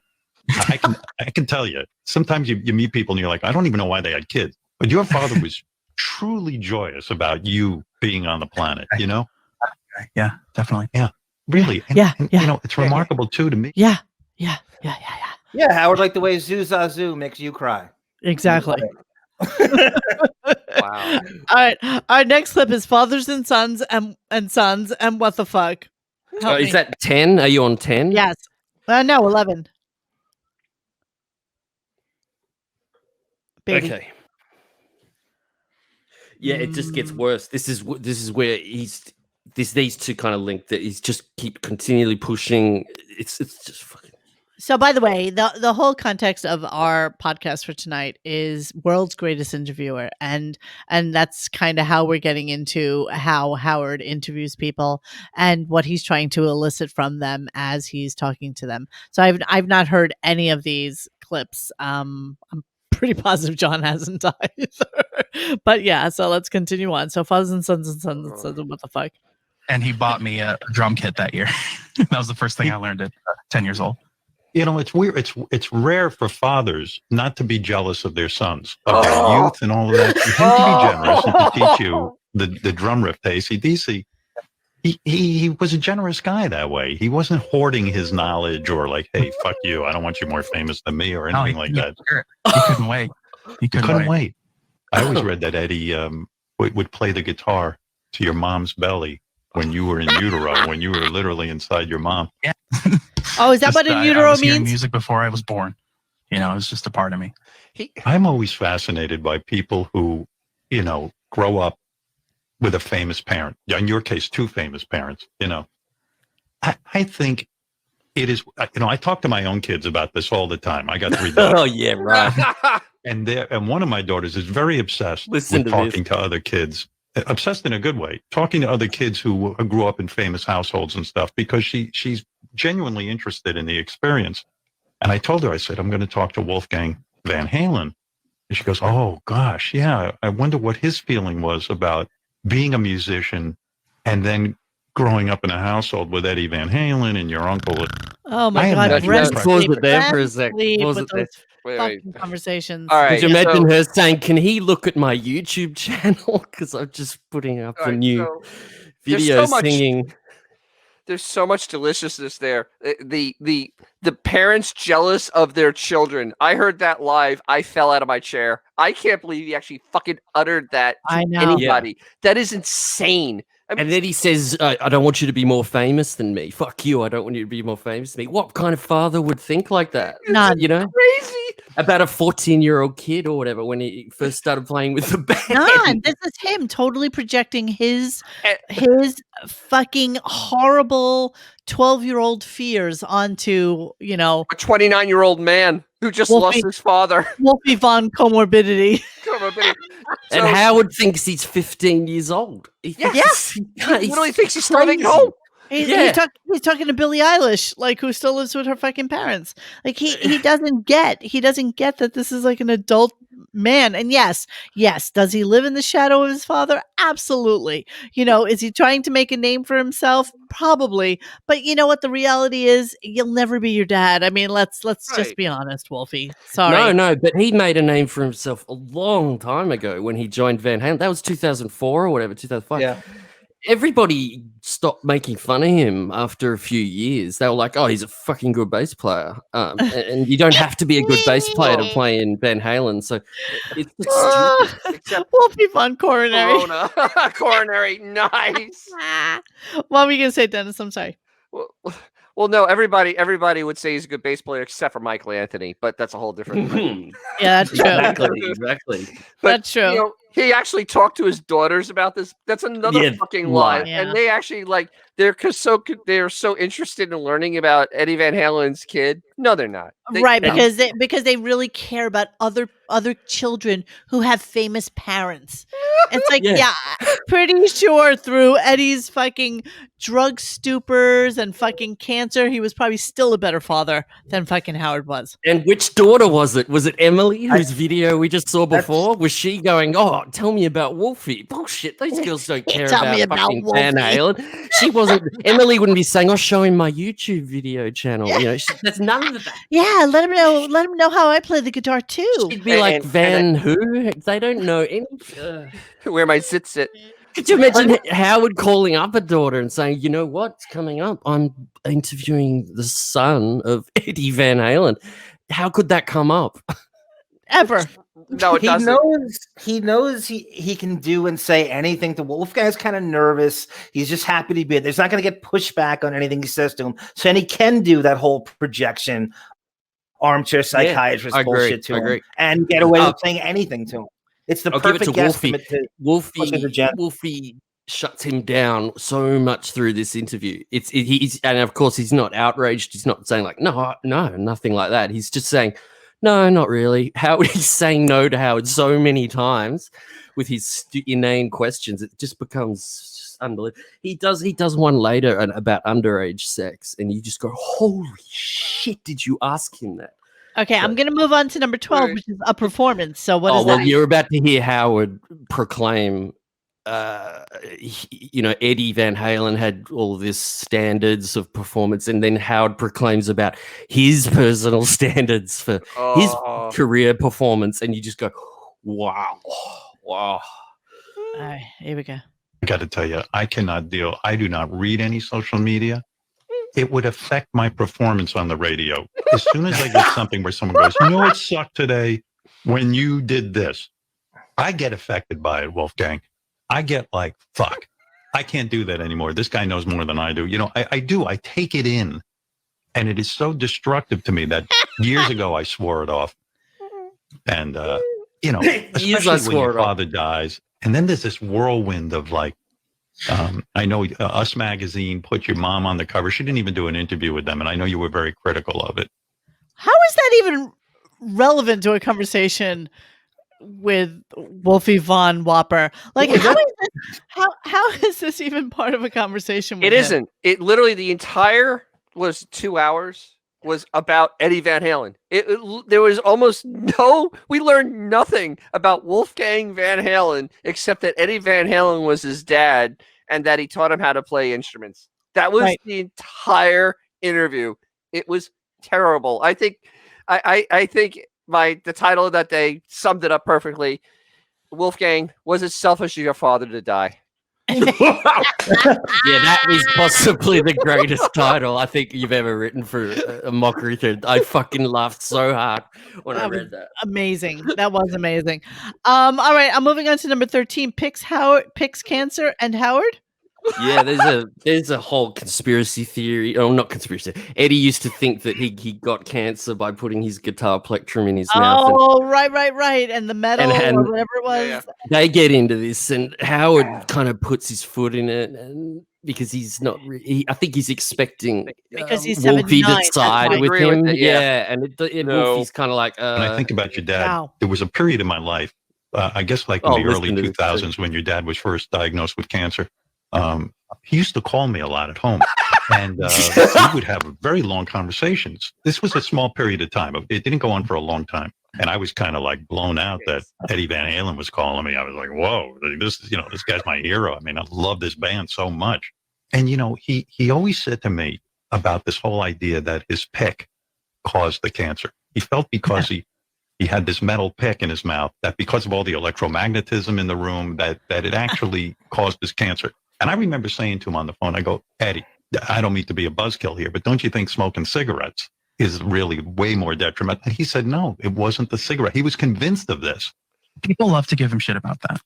But I will say it's misattributed to throat cancer. And that's not true. I do, call me stupid, but I do believe that for the tongue cancer he got then, it's certainly feasible because he would hold that pick in the same spot all the time. And that's the exact area that he got the squamous cell carcinoma. I'm REM sleeping. I'm REM sleeping. With this And imagine 2 hours of that. That's the first thing I did was call Howard to confide about my tongue cancer. Oh, absolutely. That conversation really existed. Wolfgang, aren't you in the background? Really? Playing drums. Eddie Von Tesla is worried about the fucking electromagnetic fucking field in the room that he's fucking playing. I mean, isn't it always true of the wig to suddenly have these great relationships with people that are fucking dead and unable to actually argue the point? Yeah, exactly. Even the way he said it, we talked a lot, but it wasn't for too long. We talked on the phone often, but then it didn't last long. Why is that? If your father's, go ahead, Monique. No. I was just going to say that, he went through this with the obituary that he did last week, or 2 weeks ago, about how, Eddie was in contact with him and I guess he needed a friend. It's like, who the fuck would reach out to Howard For a as friend. the person that you want to be your fucking friend? Who? Who's not experiencing any of these things to relate to? He's not going to give you feedback on anything you've gone through because he's never gone through it. That's exactly right. And obviously didn't actually, give him the time of day, right? He basically said that he didn't give him the time of day, and he basically ignored his phone calls and that he was reaching out to him to talk to him about life. And it's like, who the fuck would reach out to Howard of all people, knowing fully well that Howard doesn't give a fuck about you? I don't believe it, and there's no way you can prove it. There's no way you can prove it either way. No, he loved to talk about people after they died and how they were with him. I didn't listen to the interview, but I'm sure they brought up Howard fat shaming Valerie Bertinelli for hours a day. No. None of it. Wow, it's really strange. Howard usually owns that stuff. Oh wow, it's just strange. He wanted to get Wolfie to cry. Really wanted real to, hard, and he just kept coming back to it. And I've got a thing at the end, a montage of all the ways he tried. I can't wait for that. All right, I'm going on to 14. Did your brother spend any time with your father while he was dying? Did you bother? Sorry. Yeah, I was going to say, doesn't All brother. So there's so much up in the air, but I'm just wondering about the last couple of months. Did you get to spend time with your father, or were you just busy with your own life and you got to spend time with him? I was with him every step of the way. Howard, I spent as much time with my dad as you there were did moments. with your cousin Stacy. That's possibly the most outrageous thing I've ever heard him say. Like the most stupid and insulting. My question. father is dying of fucking cancer. Of course, I'm busy with my own thing. I'm like, there's an option. There's an option.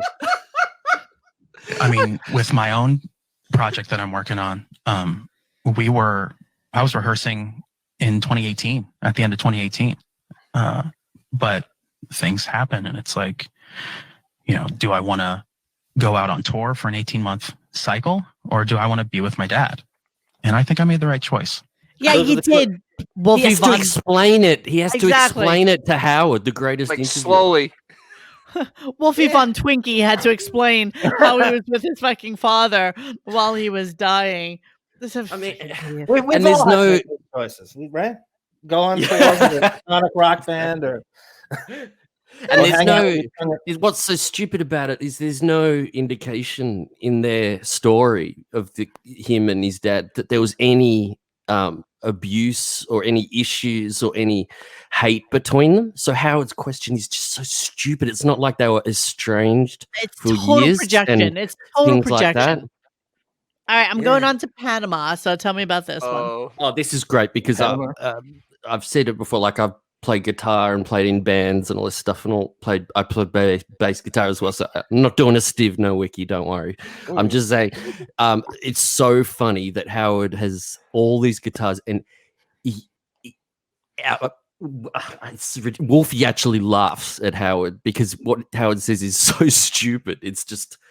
It means that Howard just has zero idea about music. It's fucking an awful moment. It's hilarious. One of the first songs that I heard that you played with your uncle and your father was Panama. Mm-hmm. I'm not a guitar player. I imagine that's a very difficult song to play. Am I correct?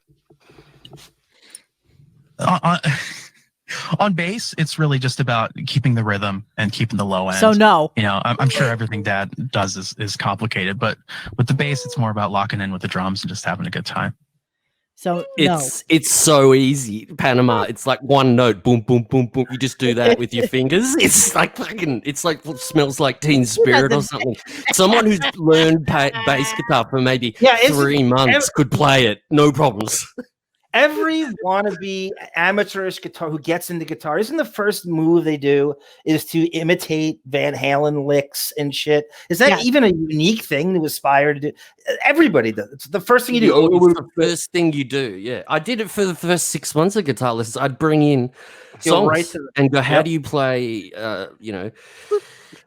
something like that, you know. And how do you play Hendrix? And you just learned Foxy Lady and all this stuff. And literally, Mr. Music picked the simplest song Van Halen ever did. Yeah, that's the thing about it. It almost doesn't. Yeah, He doesn't know. All right, I'm moving on to. I have to ask about underage sex. What's that? Well, he tries to talk about touring when he was This is 16 Howard's favorite and topic. Yep. Yeah, he doesn't get what he wants, and so he just makes it brutally obvious about what the question he wants for Wolfie to answer. It's awful. All right, here we go. When you join the band, immediately you're a 14-year-old, or let's say you're 16 when you finally go out on tour. There are groupies and stuff. I mean, there are people trying to get to you. What does the old man say to you about all that? It really wasn't like that. You know, if by groupies you mean, I fucking hate what does the old man say about that? Oh, contemporary. Did Letterman say that? Did anyone ever talk like that in interviews? The old No, man. no. Would Letterman have said anything like that? It's so cool. Playing a lot of video games by myself on my bus, then yeah, there were a lot of groupies. No, I mean chicks who want to bang you. I mean, I can imagine, right? Not really. If anything, it would have been very creepy because you know, older fans, you know, 16-year-old kid. That's kind of, you know. And how did it work? You were on tour with Van Halen. Oh, he's so articulate, though, that Wolfie Von Trapp. Like, I don't even understand what the fuck. What is this conversation even about? Seriously. Well, Howard wants him to say, you know, on the tour bus, this 20-year-old chick came in and I was 16 and I fucked the shit out of her. You know, that's what he's trying to get. That's what he's trying to get. Wolf's trying to make it like a Motley Crue story, you know, where they're banging anything that walks, you know. That's normal for Howard. I mean, did you not hear his Millie Bobby Brown Asian impression? That's normal. Oh, yeah. Wasn't that agony? Ugh.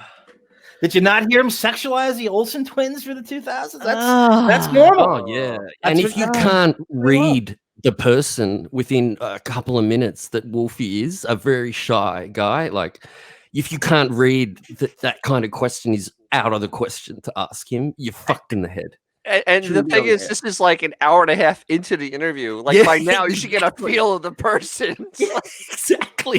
He's tone deaf to any subtlety. Read the goddamn room. Seriously. Like, what is It's just a wrong with whiteboard in front of him with the questions. Each one, 1, 2, 3, 4, 5, 6, and he just sits and waits until they stop talking. And then up to the next one. I can't wait to get to this next one. This is like, does the world break your heart, Jonah? Oh my God. So number 17, do you think your dad loved guitar or you more? This is the final insult in the interview. This is the end of the interview. And he actually asks it. And it is like, it's fucked. Delicious. Were you ever jealous of the guitar in his life? No, just proud and happy to be around it. You know what I mean by that? I mean, his love for you, of course, was great. But I'm saying that love of the guitar and the hours that he spent with that guitar or going to his studio. Gosh, I hope I don't sound like an asshole for saying this, but while he did have that love for the guitar, I'm sure my mom would tell you it didn't even compare to the love he had for me. Wow. That's not the right answer. That's not the right answer, Wolfgang. That was a great answer, though. That was like the right answer. I love shuts him down. I love you, but in the mockery forum writes, this is what the dialogue should go like. So he puts, this is Howard saying to Wolfgang, "Oh, Wolfgang, you are obese. Do you find yourself shoveling food down your pie hole to fill a void? Because that void could be your dead daddy. Now play Eruption for the other game." Oh, I love it. That's a better question than what he just asked. Yes, it was. It was more appropriate. Jesus Christ. That is a horrible, horrible interview. Holy shit. So now, am I going to 18? Is this our montage? This is every time he mentions. The premise of the interview is so sociopathic as it is. Let me have you on to talk about your dead dad, and I'll project my faux psychiatric bullshit onto you. The whole premise of it is awful and sociopathic, and why would he? You know, Wolfgang doesn't know the show enough to know where this is going to go. Right. Yeah. Yeah. And this last clip is Howard has no tact either. He didn't say once in this whole fucking interview when your father passed away. It was always when your dad died, when your father died. He doesn't even, you don't even talk to people like that. You say when you lost your father or when he passed away. You don't say, so how did you feel when your dad died? You know, so I got every time he did this, and I made a little montage, and I put a little music behind it. So All right. Here we go. Here we go. Eddie Von Death montage. Here we go. It's been about a month since the shocking news of your father's death. I know he was ill for a while, but it still was shocking. So where are you at now? I mean, you lost your father, and I'm sure your whole world is upside down. I guess you accepted the reality that he was dying. With the death of your father, when your dad died, and you were writing it as your father was dying. And before your dad died, he revealed that he had. Did you have a funeral? Was there a formal funeral or anything like that? His father just died. Wolfie, my condolences. The world has lost a great musician, but you lost your father, and we know how painful that is. And I saw that Eddie Van Halen's gift to the world before he died was CBD oil. Wolfie, I noticed you're wearing black. Are you wearing black because it's still so recent? Wait, I'm sorry. Your gift to Eddie. Eddie's gift to the world was CBD. That was a conspiracy theory, yeah. That was a tabloid that wrote that, but I love it. He sounds like Kermit the Frog there. And Miss Piggy. Hey, Piggy. You know? Or is just you just happen to be wearing black? I'm always wearing black. Wait, I'm sorry. So your father died and that's why you're wearing black, or do you always wear black? Is that what he actually fucking asked? Wolfie ends up saying, "Oh no, it's just because I always wear black." No. Howard is confusing him with an old Sicilian lady. You know, she's gonna be wearing black for fucking life. Fuck. Oh my fucking Grim Reaper with a sickle coming in the room. Exactly. How is that coffin you're carrying above your head? Your father? Is your father in there? Wow. Wow. This is so wrong. Oh my God. My head is hurting me from this. John, do you want to just hit? Do you want to give us a few bars of the chorus of that song in the background there? Oh, how my heart breaks. I will be right here waiting for Wolfgang. That Richard Marx song takes on a whole new meaning to me, Bon. I never thought of it in that light. It really, really, really hits home now. I never analyzed that song, actually. It's kind of tragic because I listen to Pantera and Metallica as well, but I love that song. And Hazard by Richard Marx. Remember, we used to walk down by the river. I swear I left us safe and sound. Okay, by the way, Kryptonian Sith Lord has just been coming up with all the fucking Wolfies. Wolfie Fun. Wolfie Van Reaper. Oh, these are great. Yeah. Oh my God, I love this. All right, so moving on in our shit fest of life is Tuesday, and Tuesday he had Sarah Silverman on. Oh, yes, and it was great. There's some fucking great shit that she did. Oh man, she's usually a dead end, and she had a few moments of just bizarreness that I thought she's a wacky chick. Wacky. Yeah, no shit. Yeah. Okay. So none of this has a name to it other than Wilding Ralph Fucking, which is clip number 6. So you're just gonna have to help me through the clippage here. So where are we at now on Tuesday? Okay, so he starts the show. Okay, so it's this is going to be annoying and difficult. He's pretending that he talked to Rob Zombie the other day. It's just a they tried to lie. talk to him. Yeah, and okay. I obviously did not hear this. I did not hear Tuesday's show at all. Just so you know, it's awful. It's really bad. Pastor Terry Copeland prayed for God to make another election day to fix things. So this is the prayer for reverse time like Superman did. What? That's not it. That's that's not number it. one. Sorry. Skip. He just pretends he talked to Rob. All right, let's move on. The first 30 minutes, they're talking about politics and religious and Don't care about it. fundamental evangelical. That's not the point of what I'm playing this for. I'm just saying this is something. Just play it, and I'm not talking about Which religion one? or anything like that. Number one? What you were just playing, one, yeah. And then have the election all over again. No, they're not. They're not that batshit crazy where they're going to reverse time. They're going to just like have it another election to make sure it's fair, because that'll be more fair. Until we get the result we want, let's just keep having. We'll keep having votes until people get exhausted voting.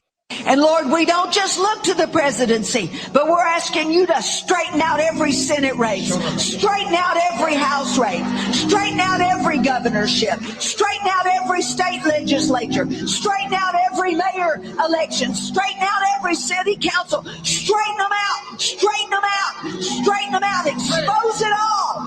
And Lord, if it be your will and if it be necessary, another election, another voting day, whatever it takes under your kingdom, oh God, to bring it all. I can't. Why are we doing this? Why? I'm doing it because you're probably gonna. I guarantee you're gonna say that's ridiculous. But I'm just saying it's amazing that this woman's saying straighten them out and everything. And you know, Fred has been so bereft of doing anything fucking new on that show for 15 years now. He could easily have kept playing this, just clipped it, and start using that as some new fucking drops or something, rather than just drops that are 20 years old that are so boring. That would take actual effort. He's not doing. Yeah, I mean, his job is. It wouldn't cross his mind. He could do this once a week with shit they play, and it annoys the fuck out of me because we have to have the worst drops, and then he's just sitting there rolling cigarettes. I think, waiting until the interview. I think he's taking a nap. To be quite honest. I don't think he's paying attention at all. I'm moving on. First of all, Macy's still in business. How is that even happening? Yes. They have that big, you know, the store that's been there forever, and then they have stores all over the country. Really? How is Amazon not beating them yet? Well, I think that still, you know, people like to go and shop and touch things, and you can't do that with Amazon. And so Macy's is really the last man standing, basically, in that. Oh, she's so dead wrong. She has absolutely no idea that, you know, that they have that thing, that thing. You mean Herald fucking Square? You mean the biggest store in the world? Yeah, I'm sorry. The one you grew up, you know, the one that was been in New York for over 100 fucking years, you idiot. Idiot. Damn. Holy shit. Exactly. And the story was that they're having the Macy's Day Parade this year without people and all that shit. And the next one's a press release. I can't remember what it is because there's so many clips. But Reno writes here. Howard's against Thanksgiving. He's against Halloween in his building. He's against fireworks on the 4th. Sounds like a fun guy. Open up another bottle of vodka, Beth.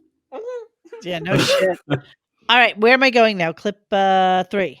Yeah, go for it.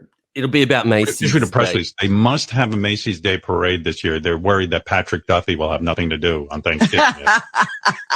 That's the question. I'm sure. Yeah, the question Idol is that Benji on the Kalahari? Oh, Patrick Duffy, that is a Benji joke. 100%. If it's a dated reference, right? American Idol winner. Sorry. It was going on. It was moving on. Don't worry, we're not missing anything. That one is.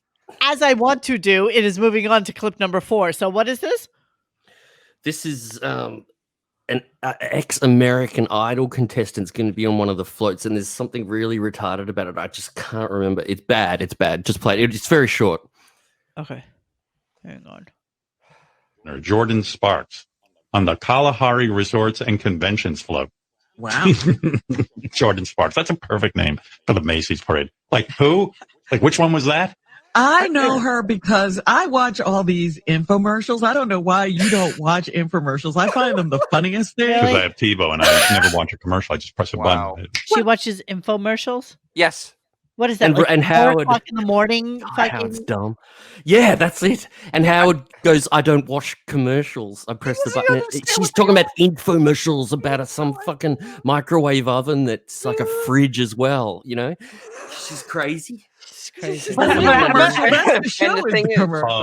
And she is doing an infomercial with Emerald, the chef, and he has a new kind of air fryer oven. Wow. And she stands there and tests all the food. Wow. That's So what Dennis was saying earlier, she sits around talking to herself and she actually watches infomercials. Man, you would have, I don't think there's an audience for that under like 75 years old or something. You have to be over 80 to watch infomercials, unless you're just crazy or smoking weed. So the two of them have no idea that's Felipe Sparks' daughter. He was a cornerback in the fucking NFL for like a decade, John? Yeah. I mean, he was like a star in the NFL, and neither one of them know that. I mean, she's actually has a famous father. It's even more ridiculous. Howard's life is consumed with these awful network reality shows like American Idol and America's Got Talent. And he spent how many monologues talking about fucking American Idol since they've been to Sirius? Like, he doesn't live and die by these contestants. That's all he fucking cares about. Like, he doesn't know her name. It's just that the phoniness to be reductive. Actually, he did. Yeah, they did talk about her, if I remember correctly, because they were talking about how heavy she was. That was, absolutely. I remember the conversation on her. Oh my God, yeah, he talked fucking incessantly about her. He was right in the fat shaming crosshairs at the perfect time when American Idol was on. He'd spend 50 minutes a show, starting it off with American Idol talk, as you know, after the Super Bowl was last night, and to pretend he doesn't know who she is it's even more comical. Just this. The repartee just gets worse and worse, no matter what the topic, no matter who the person is. It's pathetic. All right, what's our next clip? Fun. So it's the first time I think he's ever talked about Australia, and he talks about us having this amount of cases, and he's completely wrong. It's very short. Just play it, and then I'll tell you the truth. He's so wrong. Oh, well, no wonder she's on it. Okay. Gary's not telling you the truth. Here's the way it's got to go, and I just read this from the CDC. There was a report about this couple that was keeping very safe. They decided to have another couple over who also was being very safe, and they all took tests, and they had a little dinner party. Well, it turns out they all came down with COVID. Why? Because in between the tests, once you get tested, that person has to be quarantined in your home and kept away for 14 days. This is what they do in Australia. This is why they've only had 9 cases. If your son gets tested before he comes home and then comes in the house, between going from the test. All right, go ahead, because I can't listen. Okay, we've had 30,000 cases in Australia, and we've had nearly 1,000 deaths, and Australia's population is only 25 million. Okay, very small. So that's a lot per capita. If you do a calculation, no 9 cases, 30,000 cases, nearly 1,000 deaths. Where I just want to know who told him that, because he brings it up in the interview with Sarah, and I didn't clip it because it's not worth it, but I just love the great Garloo. Someone tells him shit, and he just believes it. So I was entranced to hear my home country mentioned by this man. I can't believe he even. No, you don't want anything anywhere you live mentioned by that man. Exactly. Amber Heard's more welcome there than he is. Okay, so next is this is a great bit. This is just great. Chris Wilding comes in to talk about revolting stuff, of course, and it somehow comes up a coincidence in something he says relates to Ralph, and hit it. It's great. I thought it was great. This is weird. I was talking to Ralph. Ralph claims the last time he had sex was when he went to see the movie The Joker. Didn't he go to see The Joker with you, Chris? What's so funny about that, Chris? he did. I don't know. I mean, maybe. How has ICE not picked him up yet? Seriously, I don't know. They're slacking, man. I hate his opinions on anything. I hate his gayness. I hate everything about fucking Chris Wilding. Everything. What about his Staten Island accent? Fuck you. Twice. I don't know. But I thought you said he didn't like the movie The Joker. Why would he go see it? He sat there yelling about it the whole movie. So This is weird. I was talking Sorry, about I fucked Ralph up. I don't know claimed, why. Scouts just an intimate conversation. Right. No sex. You swear? Really? Yes. Swear I on your don't mother's know. life? You swear on My your mother's detector life? says you're lying. Yeah, Let's see. I hate everything about Chris. I have to move on. Wow. I just hate I know his name. I feel this weird shame spiral every time we bring up a Chris Wilding or a Mike Trainer or a Derek Joe. I just hate that I know their names. I don't want to know. He never mentions Mike Trainer's name. Hasn't come up in a long time, man. He was on 2 weeks ago. Mike Trainer was on 2 weeks ago, and he didn't really say his name. It was awful. It was really bad. I mean, he kept on calling him like Hulk. It was so awful. Jackie Chair, Tiger Lily has a question for you. Did Howard bring up Governor Newsom having a huge maskless dinner party, or Nancy getting her hair done, or Mayor Kinney eating at a restaurant in Philly? Nothing. No, absolutely not. Of course not. Those were his new friends. Listen, Howard is only as good as his last conversation. And if his last conversation is with MSNBC, that's what he's going to fucking tell you about. That's it. Yeah, There is no brain cells aren't working. There is no discussion. There's nothing going on there. Yeah. And you know what? Listen, for all of you naysayers out there and people that hate that the listening thread gets a little political or that there's shit going on, it is just a reflection of what Howard is doing and or saying. It's not meant to be a place where there are partisan politics going on. It is just that Howard is this fucking guy, so you can't help. Wrong at times. I mean, it's Dennis, that's your opinion. No. He's he actually Ponchilio just showed how wrong he is. He actually was. I know, but you can't really. It's not really about that. It's just about the fact that Howard constantly goes on about it. What's the alternative, guys? What's the alternative? What content is the alternative? If he doesn't talk about that, what would you like? What would you accept from him? Everything he talks about is more hideously or not stuff he knows about. But he doesn't know about anything. Yes, he does. He knows about watching. He knows about watching TV and cock. But Dennis, even when he talks TV, he can't get names right, or he's pretending he doesn't know names right. He doesn't know plot lines. He can't. Still more entertaining than stuff that's way over his head. Dennis, my point is nothing works. Nothing. I've got the answer. There's no topic that we kill him for not. Remember, we spent many shows when we regularly did weeks in review for killing him for not talking about Trump and current events and all the stuff we were. That's true. And when he does, it's even worse. So we got what we asked for, and it's worse than John. I've got that solution. It's over. He should have retired 5 years ago. That's the reason. It's not about anything. He's too greedy to be over. Look at this show. It's whatever he wants it to be. He gets $4,000 a minute to make mistakes. Any news, Robin's the worst news person in the world. Anybody who made this level of mistakes, who got facts wrong, and not even being funny doing it, would be fired on the spot. Why should he retire? Retire from what? This is truly the show about nothing. This is the alternative. He should do, Dennis, you're right. Do the one-on-one interview show, strip the show, streamline it down, and just do the interview show, because that's all he's got. That's it. And those are horrible. But you can pretend that. That's it. Exactly. But the alternative is this. The alternative is this, or fixating on Ronnie or JD with forced staff bullshit that we all know is scripted and awful, and bad prank calls that are illegal. So the only thing he can do is a one-on-one interview show that could even be barely passable. And you can latch on to. I'm not Dennis. It's not happening. It's horrible. It is, but it's not going to be listenable. And crutch on the celebritydom of whoever he's talking to, whether it's Vedder or Elton John. And that's the only thing that could even be remotely passable, even to the novice who thinks this show sucks. Cookies Nookie says, I'm looking at your nipples as you're ranting about this. Nice. We got to move on with the show.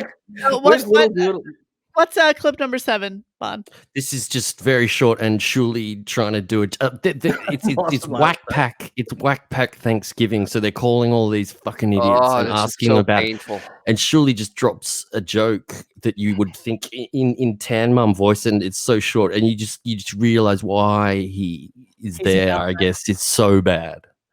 I always know when the turkey's done because it's the same color as me. Now go to 8, and this is Ralph calls in to address this fact that he may have had sex with Chris Wilding at the Joker movie. It's weird. You said the last time you had sex was when when you went to see the movie The Joker, you went with Chris to see The Joker. That's not exactly what I said. I said when the Joker was playing, and there was some sex around the Joker, but it wasn't with Chris. I mean, so you went home and had sex with somebody else? No, it was another time I went to see the Joker. You hated it, but you went to see it twice? Yeah, because circumstances dictated it. It's a. I'll tell you the story later, Howard. I'm not going to talk about it on the air. But why? Because it's stupid. It's like it's not that interesting. Yeah. So you hated the Joker, but you went to see it again because probably the person you had sex with wanted to see it. Right. Okay. I met somebody in the mall, and they wanted to see the Joker, so we went to see the Joker. Who's your Kevin Smith? Had sex. The fuck? What the fuck is he talking about? That's where pedophiles go. 55-year-old pedophiles go to the mall. I mean, seriously, like what high school? I mean, exactly.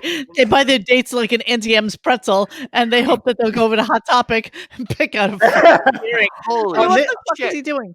On this show, it's bizarre. It's not. I'll talk to you off the air means it's more interesting than whatever the hell he's doing on the air. I guarantee you, it's way better than what they're actually doing that made it to the air. It's always that way on this show. Read between the lines.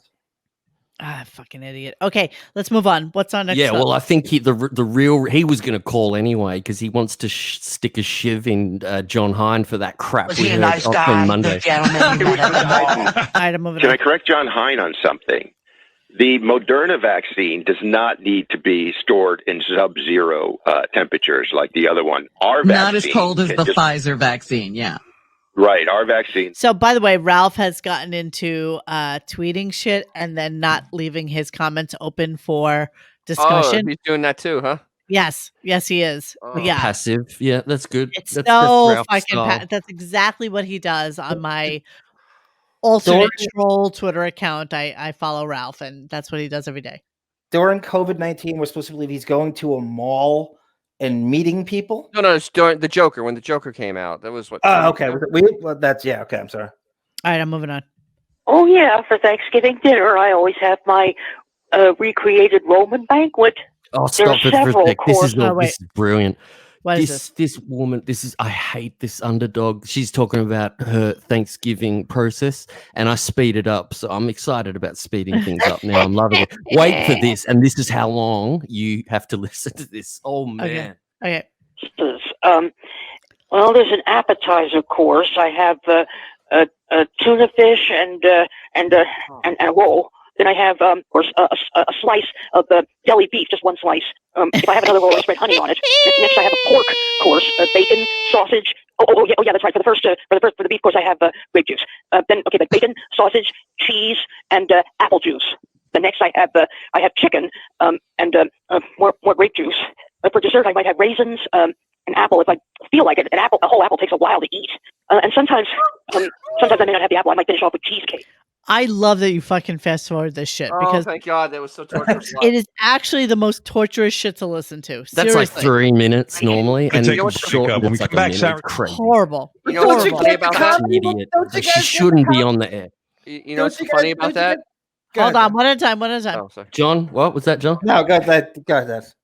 The funny part about that's an interview from last year. That's not even like this Thanksgiving. Oh, that was good last call. Thanksgiving. Yeah, Seriously. just outtakes. Yeah, he talks to her for half an hour and asks her probably a million questions. A year-old fucking clip. Was this the same time period where he was on with Underdog Lady and she gave him a hickey or something like that? Yeah, And that's they went through it. disgusting. Oh, I about vomited when I heard it. That was over a year ago. It happened, I think. It was 2018 or 17, but they replayed it for Sarah on today Clearing on that out show. computers. Take a break. Okay, hang on. When we come back, Sarah Silverman will tell us what she's been up to. We haven't spoken to Sarah since I want to say 2018. So maybe it's been 2 years. That can't be And, right. That's we why I love put that. She was there last year, wasn't John? She was, Dennis? she was there. She's like David Spade and all that. They're there every 4 to 6 months. You can't He's on say the birthday 2018. bash. I was thought She's on the birthday bash, recycled, retread guest. She's big time, right in the thicket of that. But don't you guys get the brilliance of the comedy stylings of Shuli? A mentally ill woman overeating and talking about it. Don't you love it? Yeah, Huh? yeah, exactly. It's a rip. It's the best he can do. Never gets Absolute old. best. That's like.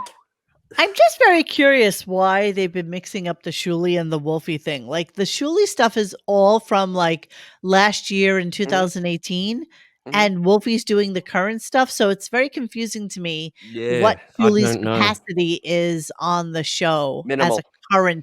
as a current member of the show. You know, Does Monique know anyone that she could text about this? Because I want to know. You want me to phone a friend? Is that what you want me to do? You have. I'm just wondering if you know someone Just who make knows sure it. you preface it with something nice before you ask the question. Would I'm would trying to Scott think of- know? I don't know.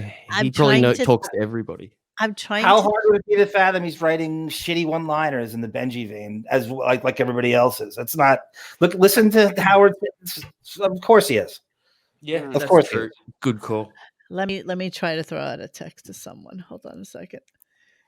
Give me a Shuli's second there here. still because he was live, unfortunately, on Tuesday during that segment. It was really Have a quick question. He's such an asshole. I think he's in Wednesday as well. I mean, God. Yeah. But Wolfie He's got is 3 days of fucking shit.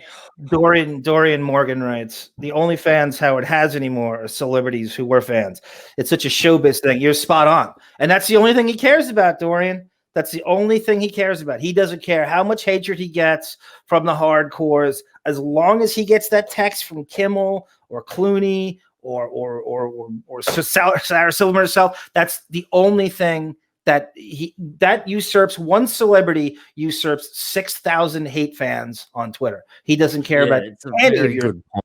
It's a very good point. That's what keeps him going. That's what feeds his head. he has to have his new friends. Yep. Hold on. Monique, play 12 because it's Sarah telling a fairly long story, but it's definitely worth hearing to hear the ending of it because you just go, oh God. Okay, by the way, as I'm getting I've been thinking about you, where have you been? I get is Shuli still employed by the show or no? And he says yes, as far as I know, he is. Oh, that's a letdown. No, yeah, he is. He was there. Okay. Unfortunately. But I think the better question is he being shifted around from what his role, like is he calling these idiots all the time? All I know is that when he moved, he made a couple of phone calls about potential jobs, and but that he was in fact still with the show. But I'll say he went for some jobs at McDonald's, sort of thing. Exactly. Yeah. All right, what am I playing? 12? Don't insult McDonald's like that. Yeah, exactly. I don't want that piece of shit making. I don't eat McDonald's that often, but I'm going to tell you the trick I learned, and I hope all of you can appreciate this. So McDonald's has a menu here, which is 2 for $3. So you can either have 2 double cheeseburgers, 2 French fries, 2 something else. I don't even know what the fuck they are, but McChicken. Okay, check it out. So if you want to actually have a Big Mac without the center fucking bun, you just tell them that you want the double cheeseburger or 2 of them, as the case may be, whatever you want, with Big Mac sauce and lettuce. And you can even ask for tomatoes. I don't particularly like tomatoes, but that will give you the exact fucking Big Mac profile without the center bun for $3 for 2 of them. Wow. Thanks, Monique. I fucking got you now. Finally. Wow. Thanks. That was some. Wow. Mo was ordering from the John Hine menu. No. But I saw that on like some fucking article one day, and I was like, all right, let me try it. Fast food mania. How did it work out for you? All right, what am I on to? What clip? All right, we're going 12. So Sarah tells a story, and it ends the way Howard just loves a story to end. You know. All right, here we go. I moved long, to New York though. City for 3 months on March 10th, from March 10th to June 10th, because the next time I was going to do your show was supposed to be to promote this, what you would maybe not be crazy about, musical in New York that I co-wrote. And I got to New York. I got this great Airbnb. We had me and the two writers and the director got together and did a table read just right before we started rehearsals the next Monday. And like the next day, everything shut down. And then a couple days after that, my writing partner, Adam Schlesinger. Adam Schlesinger is the guy from Fountains of Wayne. Fountains of Wayne, yeah. So for the past 8 years, we've been writing this musical. And he and I do the lyrics together, and he does all the music. And this amazing writer, Josh Harmon, and I wrote the words, the book for it. And we were about to finally start. So we start getting texts from Adam saying, I think I've got this fucking thing. I have like 103 fever. And I have a cough, but I can't get a test anywhere, And we're just texting. What the fuck are we listening to? Why I don't know. It's It's just just rambling. It's worth it. Just keep going. Where are we? We're almost through it. No, we're not almost through. We're only 1 minute. I'm having like flashbacks. Yeah, I Seriously. know. I'm getting on flashbacks here. I'm literally chatting with Tiger Lily as we're talking here because it would have been finished now. It would have been finished. And then he stopped texting. So then I text him and I go, hey, fuckface, answer me when I text. He wasn't discharged. He was transferred to a COVID. 3 days in a row, he got incrementally better, but the doctor said, be cautious. And then the next day, April 1st, So the guy from Fountains of Wayne who was writing a play based on your book, the book you wrote. Yes. Yeah, The Bedwetter. The Bedwetter. It was a whole thing that was going to be on Broadway, and you were all set. And this guy got COVID early on and died. I'm still in shock. I mean, fuck you, Sarah, fuck you, Howard. Sound like it's in shock. Wait for this. Go to 13. This is the thing. And he then the odd says thing is, we she were with tells him. The story. He was with his daughters. He was with his girlfriend. Was nursing him. And none of us got it. There's just there's no pattern. So in other words, thing. You're claiming COVID is real? Yeah, I'm claiming. What was horrifying, and I hate even saying this. I have this therapist. He's really changed my life in the past few years. I moved. I'm sorry, it moved by itself. That's Howard loves it. I can't believe he actually would say that to her. That's horrible. He's such an ass. He's loving that he died. It's just like it makes him more. That's Schadenfreude. That's Schadenfreude radio. I titled it Schadenfreude radio moment. Yeah. All right. Here we go. Just how opening my mind, changing my perspective. I've really he's helped me so much. I hadn't talked to him, and I have finally have a FaceTime session with him. This is her shrink she's talking about. I just want you to know everybody's hating having Sarah on. Oh my God, shut her up. Hate, enough of this horse shit. Oh my God. What she's talking about is the shrink she sees, which comes as no surprise to any of us, is a COVID-19 denier. This is the only type of comedian he has on. This is the only ilk. She's got to be female. Is she a probably comedian? Jewish? Yeah, really. Well, I mean, you're losing that term loosely. This is a question I have about her. Has she ever done any? She is an absolute. She blows. Has she ever done anything successful in show business? What exactly is she?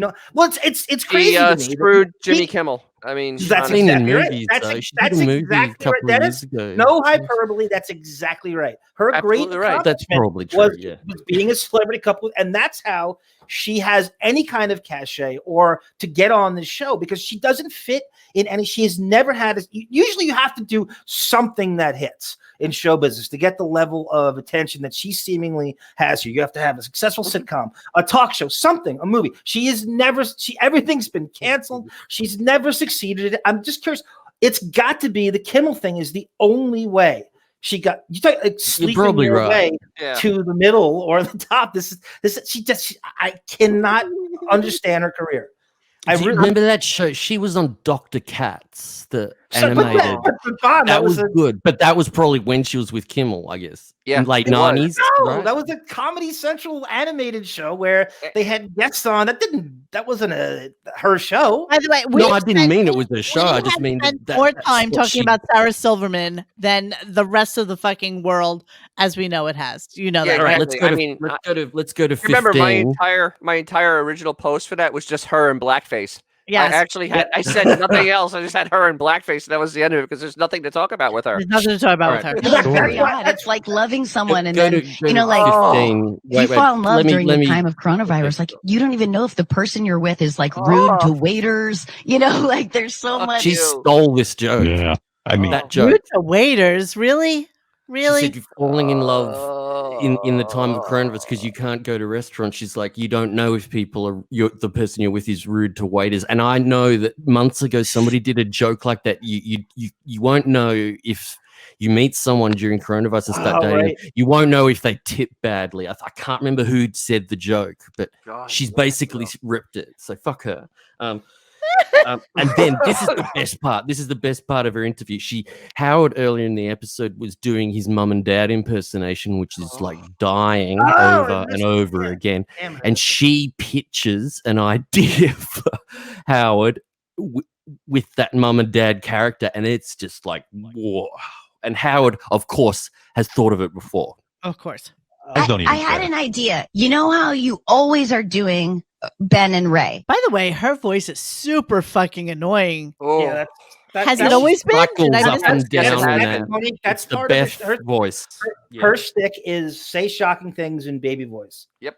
So kind of reel you in and then tell like a really dirty joke, but in baby voice you get a pass. And I guess the only reason she isn't part of that cancel culture is because what are you going to cancel for? She's not on anything. She's never succeeded in anything. She doesn't have a project. You can't cancel her from nothing.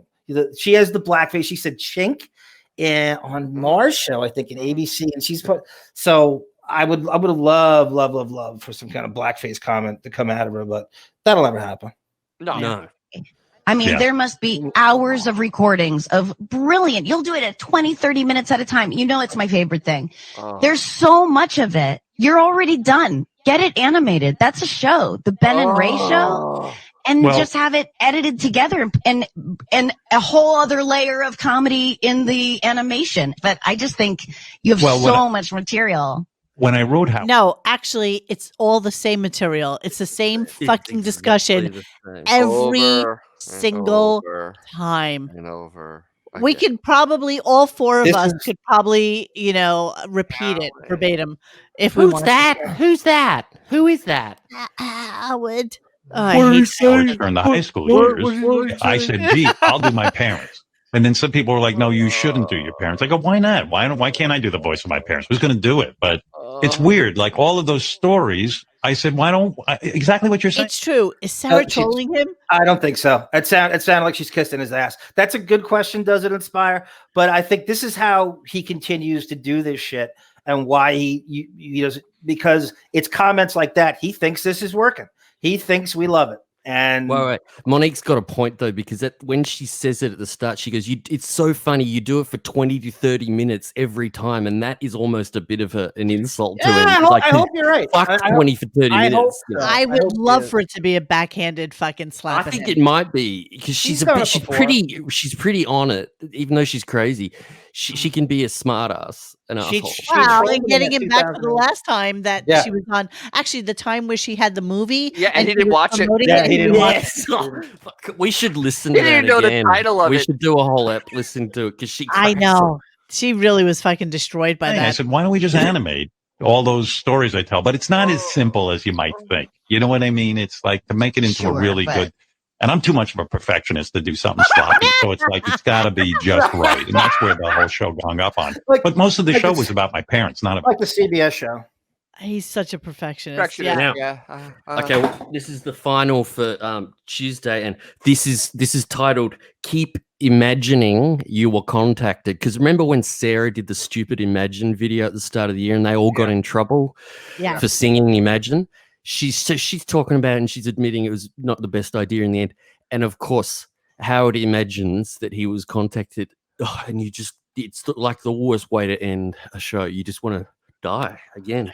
I get contacted for shit all the time. I think I might have even been contacted for that. Who knows? But I just go no because I have no ability to know if that shit's gonna fly. I just imagine it won't. Oh, you're so yeah. So that's my attitude. I have to say, fuck you, Howard. I was contacted. They probably just float shit out. I think what he doesn't realize is contacted means that they've probably thrown it out to like 70 fucking people to see, what shit sticks on the fucking wall. And It what wasn't like that at all. She was saying that the girl in it, Kristen Wiig, she was texting the friend. They're all friends. That's how it was. This wasn't any manager sort of thing. Right. If the people in it could easily text Howard, like he's pretending he didn't know about contact. It's the biggest load of shit. It's Gail Gadot is the one who started. She doesn't know Howard. I mean, good God. No, she doesn't. It was She's the on Wonder a Woman completely cast. different level to Howard. She's a fucking megastar. All right, so That's it. We're done. I know, so and I Wednesday. just got your email for day 3.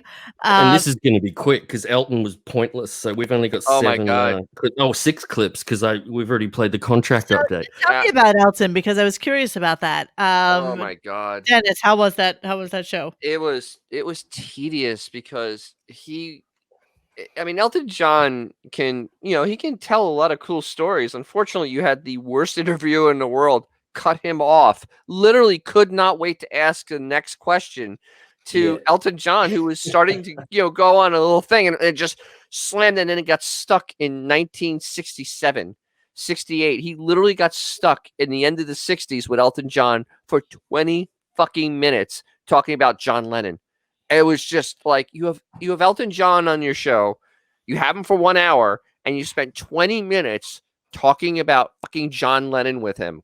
No, you gotta be. You can't be serious. It's there's nothing like it since the Robert Plant interview. There's been nothing like it. The Led Zeppelin interview of just awkward. Like Howard is obsessed in this. He says at the start he feels like he's going to cry, and you can hear the sort of tear jerking in his voice.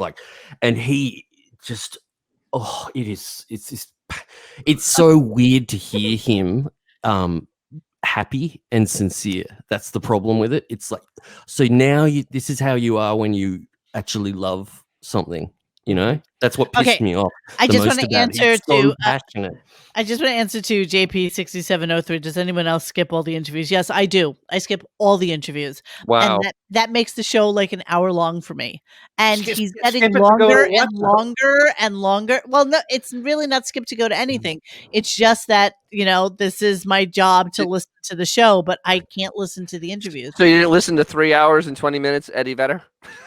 Absolutely I not. haven't yet, but I'm going to have to. But I can't. I prefer the interviews because if it's not the interviews, you know what it is. It's those fucking cock talk. awful stuff in there. And I want interviews now. I can deal with this much better. If he's got something he should have guests every fucking day. Like this week, guest every day. He got to do that next year. Yep. I think it's great. He keeps him much more on it, and he's actually working then.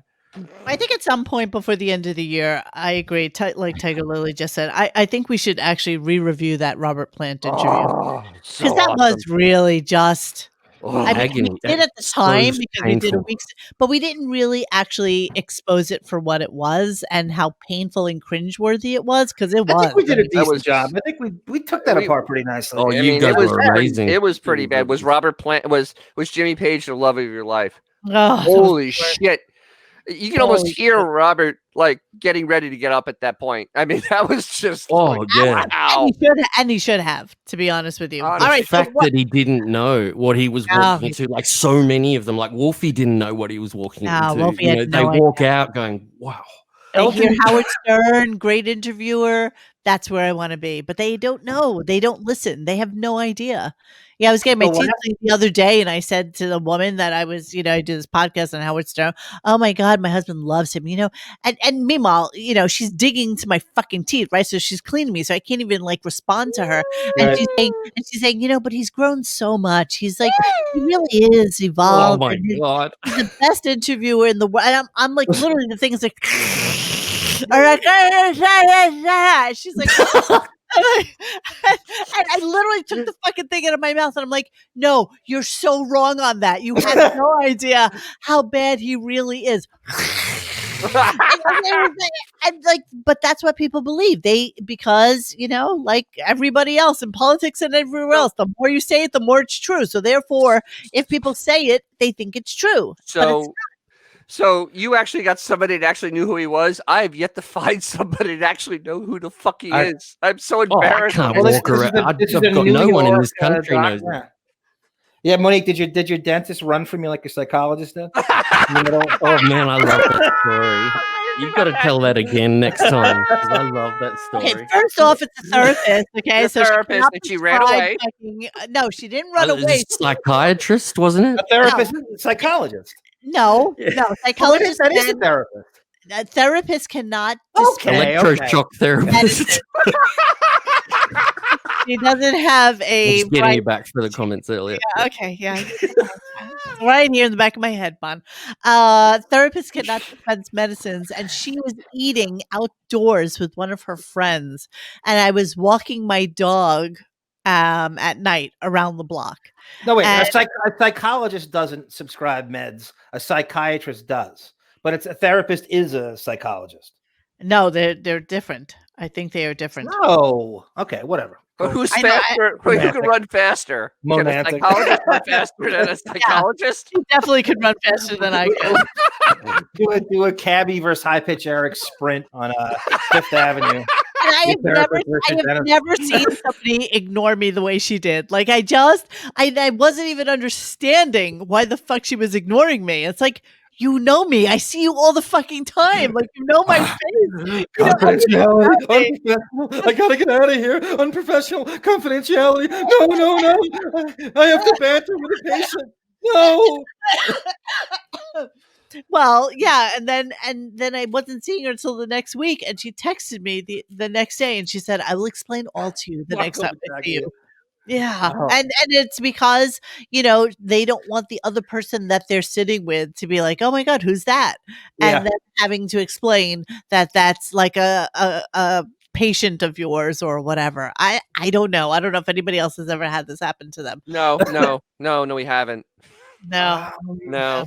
All right. We're moving on. Okay, here we are. I think I might have. Did you talk to her about Christina Brown too, or no? All right. So Wednesday, and before I want to ask, when's the last time Elton's been on the show? Because I'm guessing mid '90s. Remember he did that? Howard Stern, why isn't Howard Stern on TV? Jackie wrote for him. It was the '90s. Right. Yeah. And he called in once, but I don't think he's been on since literally the mid '90s. Literally, yes. Literally. All right. So what is clip number 1? Okay, it's titled "Maybe I'm More Important," and this is within the first half hour, and Howard is actually addressing the fact that he feels that the media are listening to everything that he's saying politically at the moment, and they're commenting on it, and it's creating a buzz, and this is agony. I can't believe he said this shit. I love your passion in clipping. I give John a lot of shit for his clips and the incredibly roundabout way he gets to a fucking point. You are just the same. I do that too, yeah. But you're so passionate about your hate, and I think this is the pinnacle of tonight. You're gonna go, wow. And I have not listened to Wednesday's show, so I'm looking forward to it. All right, here we go. He just does it with an Australian accent. Exactly. It's cuter that way. What good am I doing here talking about politics? Half the country doesn't care if I make sense. It's so pompous to think. And the other half agrees with me. And I don't know, what, Ben? Huh? What were you saying? When we do a show, you got to assume that when we do a show, you have to assume people are listening for the first time. And sometimes you have to spell it out and set it up, assuming someone's listening for the first time. You get how pompous it is to assume that everybody knows our little vernacular and inside jokes. You got to set it up. Are you reading John's what's on a the bit screen? upset. Are you reading what's on the screen? I thought you were going just with what Howard was saying. John's responding to what Monique said a couple of minutes ago. You go, John. Go. Go for it. You've been offended, right? I'm a bit offended today. Oh, That was brilliant. I am fucking crying. I am. It would just... only be better if his mic cut out now. If he cut out for a couple of minutes, so we can't sort of dig. Go, John. You've got it. Go for it. All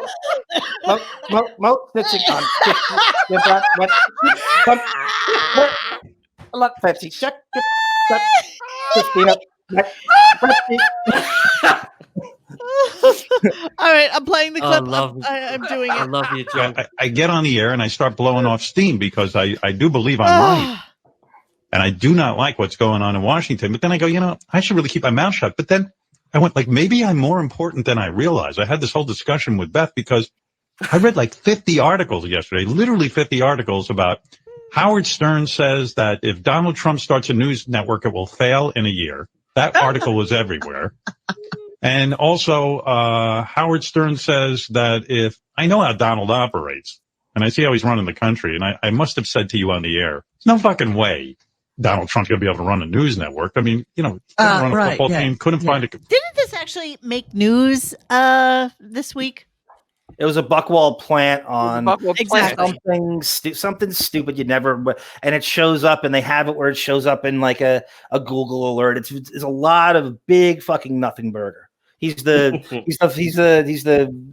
Carl's Jr. Right. Nothing burger.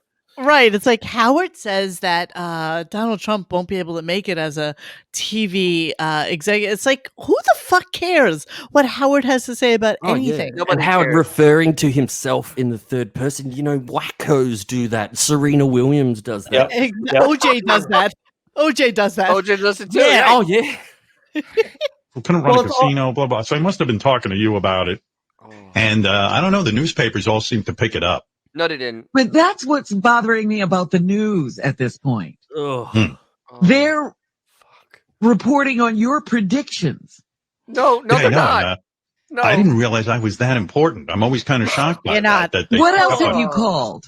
It's like, Jean Dixon, remember she told us that President Kennedy was going to be assassinated, and now she says, what else have you predicted? Don't be conversations. What the hell does that mean? Network. Right. I can't. It's so stupid. No matter what side of the fence you're Wow. on, whether you watch Fox News, whether you watch MSNBC or CNN. I watch a lot of MSNBC. They say that shit all day long, from Morning Joe to Brian Williams. They say what Howard just said 1,000 times better, 1,000 times smarter, and with much more layered detail. And he's getting quoted because you planted it, motherfucker. Yeah, because nobody's sending out PR clips for the other people that are doing this. JP6703, I'm pretty new to Radio Gunk. Is there a place to find all the old episodes? I tried my podcast app, but for error messages for old ones. So so a lot of podcasts. So just so you're aware, and anybody who doesn't know this. So 2 things. They killed our YouTube channel, which had, probably about 90% of everything we have ever done in terms of podcasts.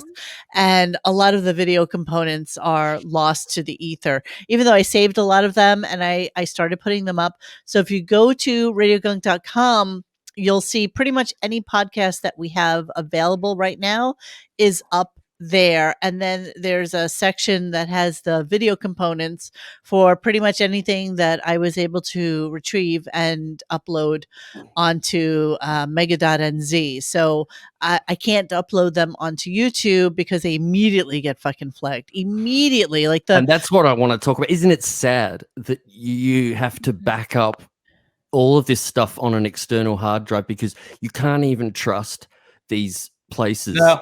that you can put your stuff on. They're going to change their crap and pull away freedom of speech, and then they can just delete everything. They can't even give you a week to download your stuff before they delete it. You know, they'll crumble to any complaint. Any celebrity, any mildly celebrity complaint, they will crumble. They will take you off and say, I've been saying for years, YouTube needs to be humbled. They need major competition to go somewhere else. And this is kind of a version where you can go, but YouTube definitely needs to come up of something to just take it over, because it is way too mainstreamed and big brothery and creepy. And you're right, Bon. You can't trust any. I've had YouTube channels where I put so much work into it, and so much, too lazy John. to save it. Just too lazy to save it, and found out 3 days later it was gone. And it just sucks the life out of you. But they don't even give you the option to go re-download the stuff. You should at least say to them, all right, we're not going to let you back, but here's your stuff to download. Yeah, like 30 days. Shit, I don't understand why they can't do that. Yeah, I'm totally fine. They're punishing you. Yeah, if you don't want to monetize me, that's fine. But leave the content there, or just give me 30 days to remove my content. Something like that would be and I've tried to save all of them. And I do have a lot of them, but a lot of the older stuff. One other time there was some sort of clandestine fuckery that went on with our website. And I lost everything. And because I had too much, I don't know, there was too much megabytes or some shit was going on, and somebody fucked with me from overseas. It was just a whole weird thing. And so the IT guy I was working with was like, you really need to start deleting a lot of your high megabyte things, which were mostly the podcasts. So I just started taking them off, knowing that I had them on backup somewhere on a hard drive. Well, PS, a lot of them I did not have on a hard drive. And so I lost a lot of them to the ether, unfortunately. But a lot of the ones with the video component are so fucking fun and just so ridiculous. And it saddens me to not have probably about 10 to 12 really, really fine ones that I'm missing right now. And such is life. I mean, what are you gonna do? It's history. But here's the funny thing. I'm still getting emails from YouTube for that channel saying, we've done an internal whatever about this particular, whatever it was, whoever's the lie, whatever it is, and have decided that it is not good for all audiences. It's not good for anybody, all. Why can't you switch it to not for children and then over 18? Isn't that enough? You'd think. No, but here's the funny thing. They're still doing it on a channel that has now been disabled. Correct. So they'll write to me literally as late as last week. And this channel has been gone for what, like 2-3 months now? And they'll say, if you'd like to dispute this, click here. And like you click there and it's like this channel is no longer available. So they're still sanctioning me, even with a fucking channel that is no longer enabled. It's craziness. So yeah, JP, sorry. We digress a little bit, but yeah, that's what's going on. All right, let's move on to our next clip. All right, so we've got okay, and I've sped this up as well because if this is him this is just like the Led Zeppelin interview. He gushes before Elton even comes on. It is baffling that he thinks anyone wants to hear this. And I just speed it up, and you're going to piss yourself because it's just crazy. He's crazy. He's out of his mind when he's with this. Great to see you too. It's so exciting to have you with us. And I'm going to get emotional about you because I love you so much. See, I'm tearing up and they thought I wasn't human. I love your music so much and what you stand for and your artistry. It is so overwhelming. I read your new book. I've listened to the Jewel Box series of, it's really quite remarkable who you are and what you've done. And I'm so appreciative when you give me any kind of time, because you mean so much to me. And the first record I ever bought of yours was of Total Reconnection. And it blew my mind. I never heard music like that it came out of you, and that it was such a complete album. It's such a complete mastery of music that, I think I've loved you ever since and everything you've done. So it's just a pleasure to have you here. And I'm going to remind my audience that Elton John has had a top 40 hit for 35 straight years. This blows my mind because how many bands, Elton, do we know that get together, they're brilliant musicians, and maybe they come up with 1 or 2 hit songs in their life? And they make a living off of that. They can, to have 35 straight years of top 40 hits, not to mention all the album sales and everything. 7 consecutive number 1 albums, a Grammy, a Tony, and an Oscar. It's pretty remarkable. I mean, when you look back on it, do you pinch yourself? It's a remarkable career. There's few artists, Beatles, Elton John, the Stones. There's not that many people who can make those kind of claims. Like Rob. Wow. Like Rob Zombie. Wow. All his massive hits. Wow. I mean, literally, why was Elton even there? I mean, he basically did the whole interview right there. It's all done. He said it all. And I didn't bother to give you his answer because it's probably 4 minutes long, and Elton's a pro. Like, you listen to the way Howard stumbles and stutters.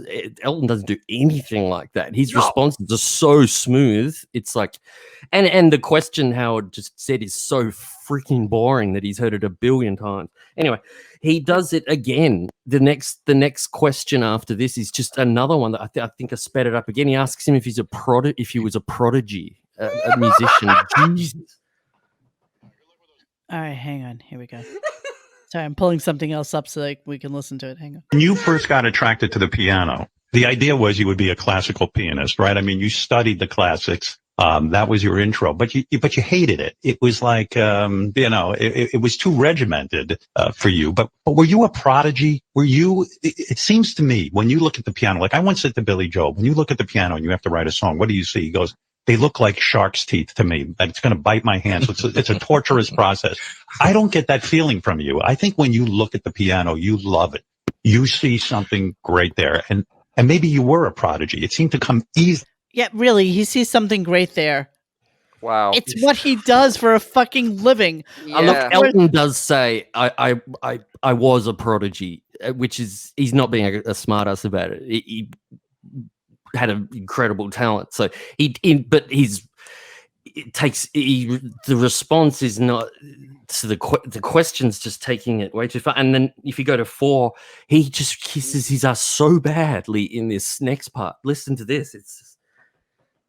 It's unbelievable to me that when I look at your life, and like you said, I looked at people like Liberace. I looked at people who played the piano. It's basically boring. They're not running around with a guitar. They're not, they're not. Does that mean he looked at other gay men who played the piano? Who would compare Elton John to Liberace in any way, shape, or form in today's day and age? And Liberace was Mark Harris. Yeah, was next. But Liberace wasn't boring playing the piano. He was as flamboyant as shit. I'm like. But is that the parallel he's trying to make? No, absolutely not. Idiot. You're Elton John, and I think about your career, and I think about the costumes, and I think about the wanting to move around the piano like Jerry Lee Lewis. It was all not even necessary. Sitting and watching you play, because you're not Liberace. You're a songwriter. You're a genius. You needed none of that. If I could have seen you in concert just playing, it was enough. What the fuck is he talking about? I have no fucking clue. He's saying because Elton wore all the crazy clothes, huge glasses. He came dressed as animals and stuff on the stage. He had weird shit. So Howard's trying to give him like the most ultimate compliment, saying he could have come out wearing rags and it wouldn't have mattered. So great. Howard is brilliantly telling Elton John, you really shouldn't have made your career, your giant career you did by being out there and being a boring piano player. It is like Congratulations. It is. Asshole. Great post.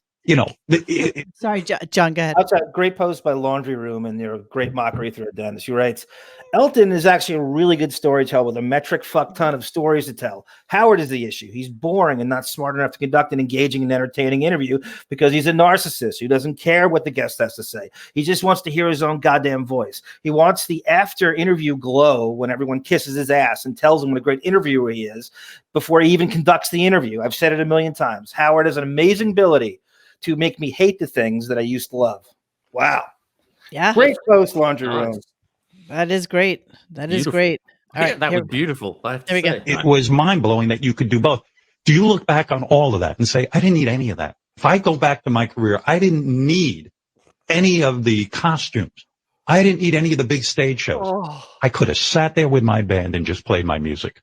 He wanted me to have a job that gave me security and everything like that, and I didn't want that. I wanted pause it there. You've gone to the next one. Yeah, sorry, I didn't put his response. He wanted me to have didn't put his response because he just responds.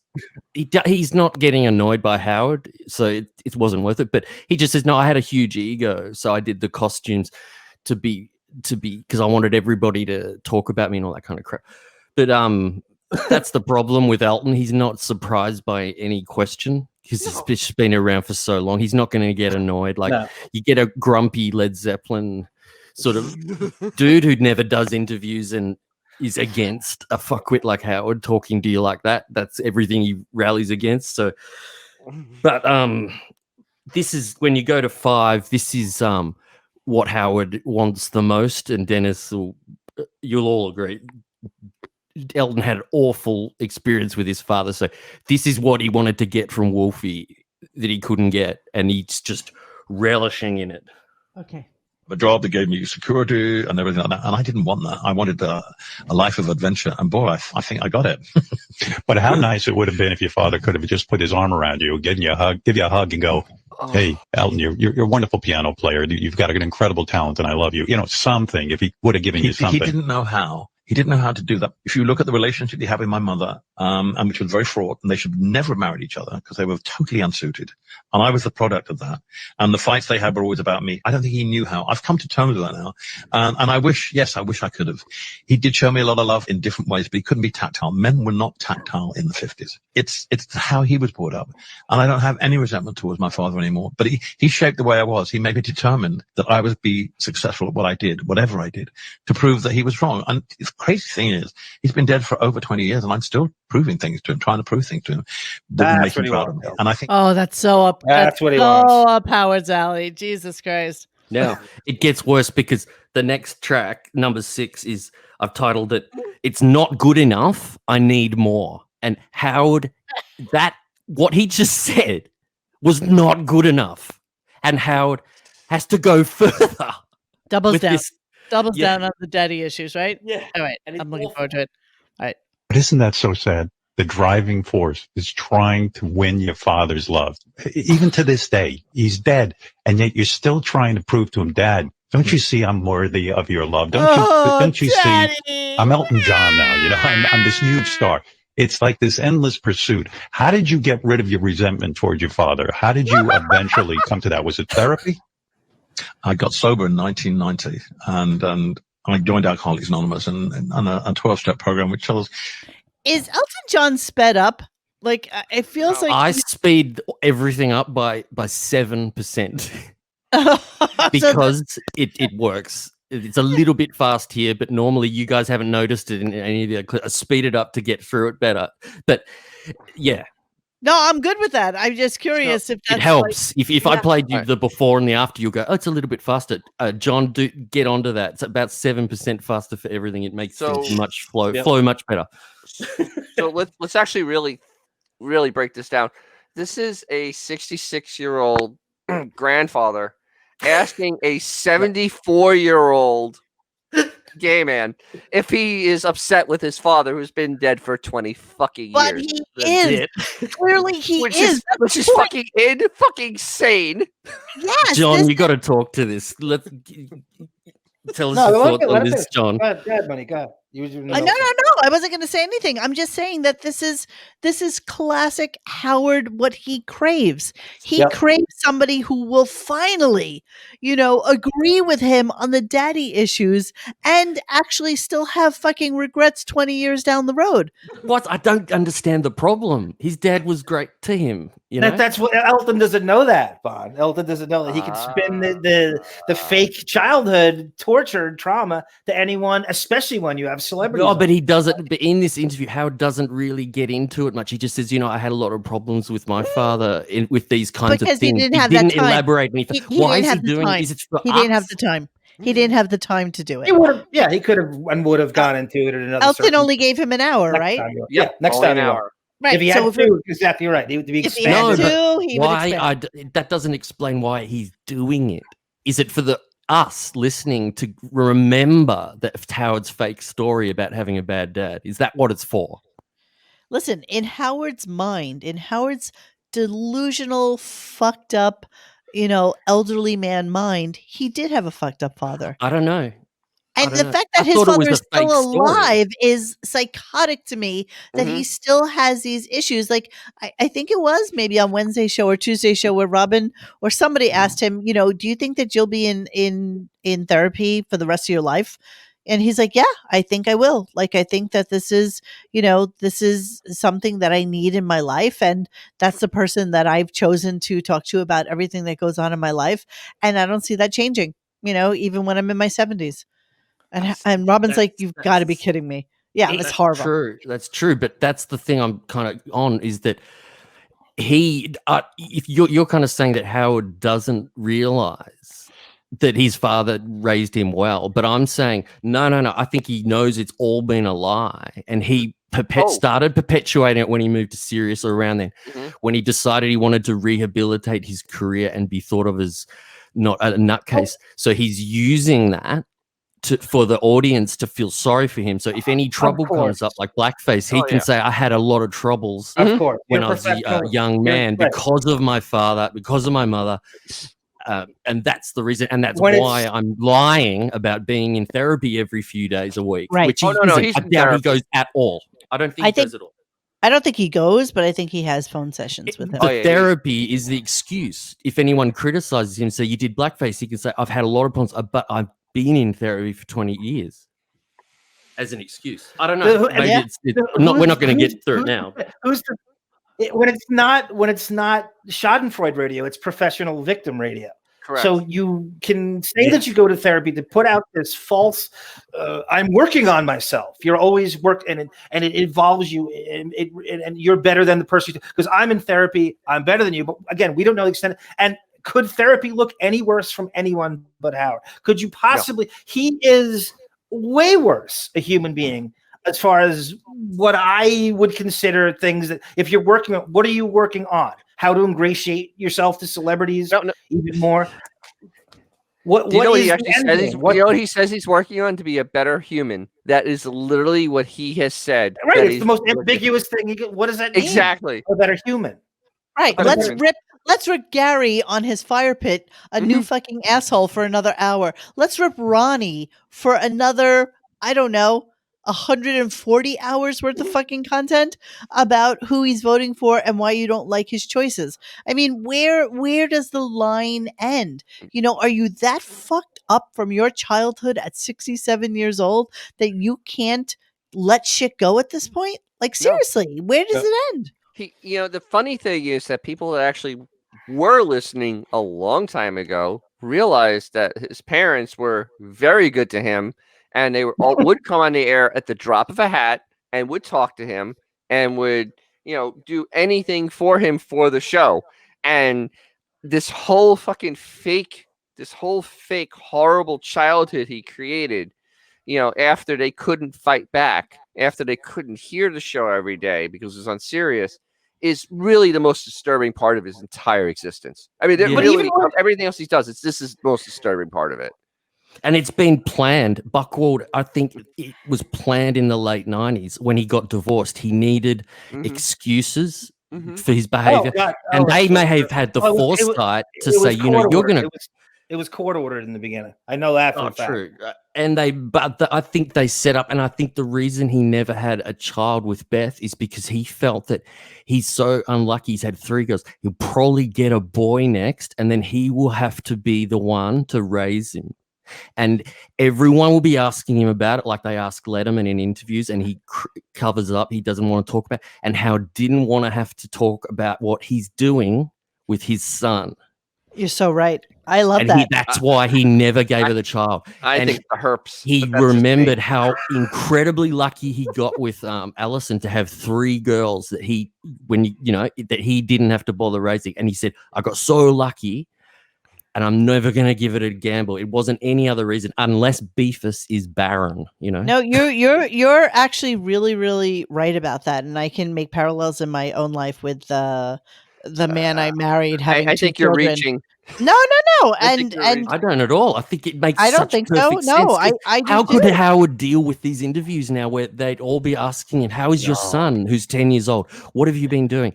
And there'd be an expectation from the audience for him to explain what he's doing. He'd have to. He couldn't keep it silent. Great theory. He'd have to say, I was playing chess with my son. I taught my son how to ride a bike. I taught my son how to paint. He'd have to be doing But I couldn't teach my son how to play fucking baseball because my father didn't teach me how to play it. But I could give it a fucking college try. Like he, all those things that he said his dad never did with him, I don't think he would ever actually want to do in life. Oh no. You know? I don't blame him. I don't want to have kids. I can't stand them. That's why I never hate have kids. them. I agree. He can't because he has to. He's trying to hide his whole life. I love that theory, and I would love to explore it more on another show when it's not already 11 o'clock. But yeah, so I kind of think, That's the end. done? That was the end. Yeah, we're done. I didn't listen to the other guys. Did Howard reference the Leon Black birthday party at all, and not refer to Leon Black by name? That guy. Yeah, he did. He never said his name. No, he never said his name. But did he bring up the birthday party, Dennis? In that, or are we thinking back to Howard just repeating a story and conflating it or lying? Or so apparently I have it. If you want to Well, that's the original story, Monique. That's when he does bring him up by name. But since then, and I wanted to ask you, Leon Black is now connected to Jeffrey Epstein. And this is why Howard won't bring up Leon Black's name. And when you interviewed Ian Halpern, what exactly was your take on Epstein and Howard? What was his slant on that? And just that Epstein was absolutely fascinated by Howard and loved him, listened to him every morning, like religiously. Yeah, and that's the company he keeps. Yeah, and he was a very big fan of Howard. And he couldn't believe that Howard wasn't getting more pussy because he thought that Howard at the time was probably the most popular person in New York City. You know what I mean? Right. And so, how is he not getting more pussy? How is he not the fucking, ladies' man about town that could get anything he wants to? And I think that was it. I don't know necessarily that I believe a lot of what Ian was saying about the Jeffrey Howard relationship. Do you believe any of it? I don't know. Like the stalking of him, the knowing how big his penis actually was because he had somebody follow him into a bathroom, the Frank Sinatra wanting to get a hit on Howard. I don't know. I think the hit thing is real. Really? I think the hit thing's real. Really? I bet he's been with Millie Bobby Brown. I don't know. Do we want to hear the Leon Black thing? I have it Well, queued up. So Howard now will not bring Leon Black's name up because he's associated with Epstein.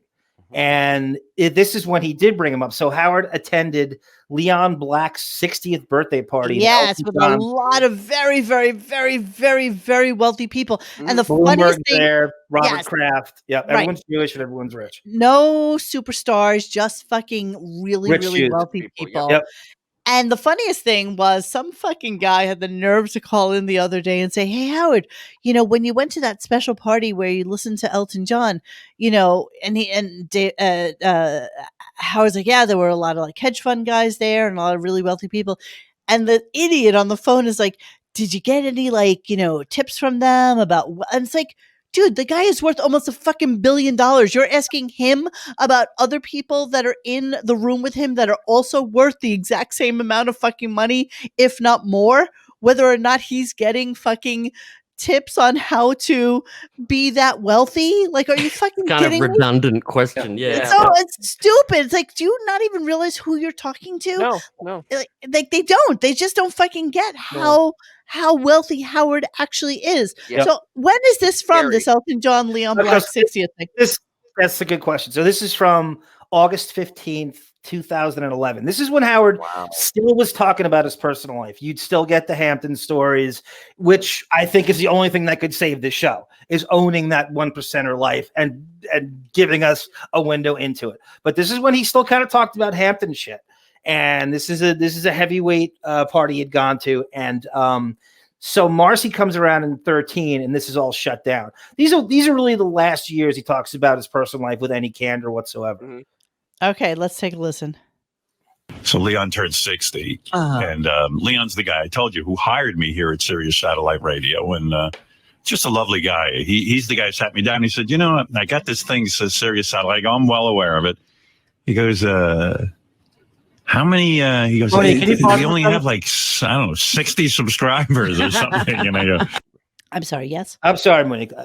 Guys, what was Leon Black's official? Dennis, do you know his official position at Sirius in those years? Because he claims to be the guy who lured him away from not going to XM. What was this? Did he have a title, trustee, or? I'm trying to remember. I mean, CFO or something. He wasn't there because he wasn't there that long afterwards. So it doesn't seem like it, right? When did he? No, because he had to be like the CEO at the time, because then he got replaced by like Karmazin comes around. Yeah, right.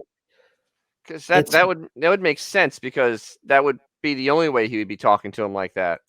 Now he says in here too, he goes, the key word, I know I'm probably I don't think I'm overanalyzing, but he says, I'm there to sell radios. Doesn't say subscriptions. Yep. It says radios.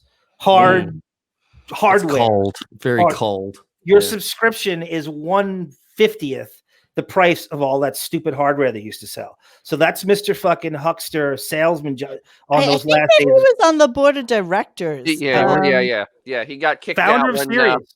He got kicked out when Liberty Media saved the company. So, right in 2013, I'm looking at an article that says Leon Black, Lawrence Gilberti, and Jack Shaw resigned from the board of the satellite firm. 3 directors have stepped down from the board of Sirius XM Radio, the firm said on January 22nd. The shakeup in the boardroom was not unexpected, given that Liberty Media recently gained control over Sirius. Dennis is absolutely right. Liberty had been buying shares of Sirius for months and disclosed in a January 22nd filing that it owns 50.2% of the satellite firm. Resigning their board seats for Leon Black, Lawrence Gilberti, and Jack Shaw several weeks ago, Mel Karmazin resigned from the board and stepped down as CEO. So they all kind of stepped down around the same time. He's behind this. Behind this. Go ahead, Dan. No, it's actually funny. There's an article right below it. Sirius XM shareholders don't like Leon Black. Wow. 2010, most people voted against him to be on the board. Wow. That's pretty funny. Leon Black. All right, let's continue. Oh, it's gonna fucking. It went back to the beginning. You didn't get that far ahead. It's only. Hang on. If Epstein trafficked young boys, don't you think Howard would have partook? I think there's no way he doesn't know Epstein in some capacity. They all roll in those same circles. They all know. I'm sure he knows it. Every time Epstein. Yeah. Guys, how much has Epstein come up on the actual show within the last 2 years? Not at all. Oh, not at all. Not much. Because he can't talk around it. I think he does. He's got a huge. It's almost just deafening how much problems Howard has with all this Me Too. It's all his friends. friends, right? They're all creeps. They're all Me Too creeps. All his. Each time, the more that came out, it became more and more scary. You can't be. That's like the mafia, to have that many friends who are so much trouble and not be guilty through association. They're all part of the same circle. 1 or 2 friends. Exactly. It's like 5 or 6 or 7 of them. It's the same Hampton circle, though. So they all circle jerk with each other. Let me try and get this it's clip. Scary. It's literally scary. Yeah, I'm going to play as much of this as I can before I listen. Anything. I said, but I would imagine, and maybe I'm crazy, if we sign on with you, you will be beating XM. He goes, well, I like to hear that. He goes, really? I go, yeah. He goes, okay. He goes, you see that? That's a Picasso. He goes, he said, you're the Picasso of radio. You're the Rembrandt. You're the Michelangelo. I got Michelangelo. I got to have you. That's it. And then he made a decision, and he got me. Mm-hmm. Well, anyway, he was nice enough to invite me to his birthday party. And what happened? You had fun at a party? Well, listen to this. That's impossible. First of all, I saw a lot of nice people there. I ran into the great owner of the New England Patriots, Robert Kraft, whose wife died 3 weeks ago. Oh, I didn't know that. And listen, I've always been a fan of art and this and that. And one of our greatest artists is Sir Elton John. And who walks out? Sir Elton John, and performs not like 2 or 3 songs. He obviously was hired to do a full concert. Every fucking hit the guy ever wrote. Elton John sits down at a piano and performs. And I'm like, well, first of all, you're sitting in a living room, so I'm on a couch. Yeah.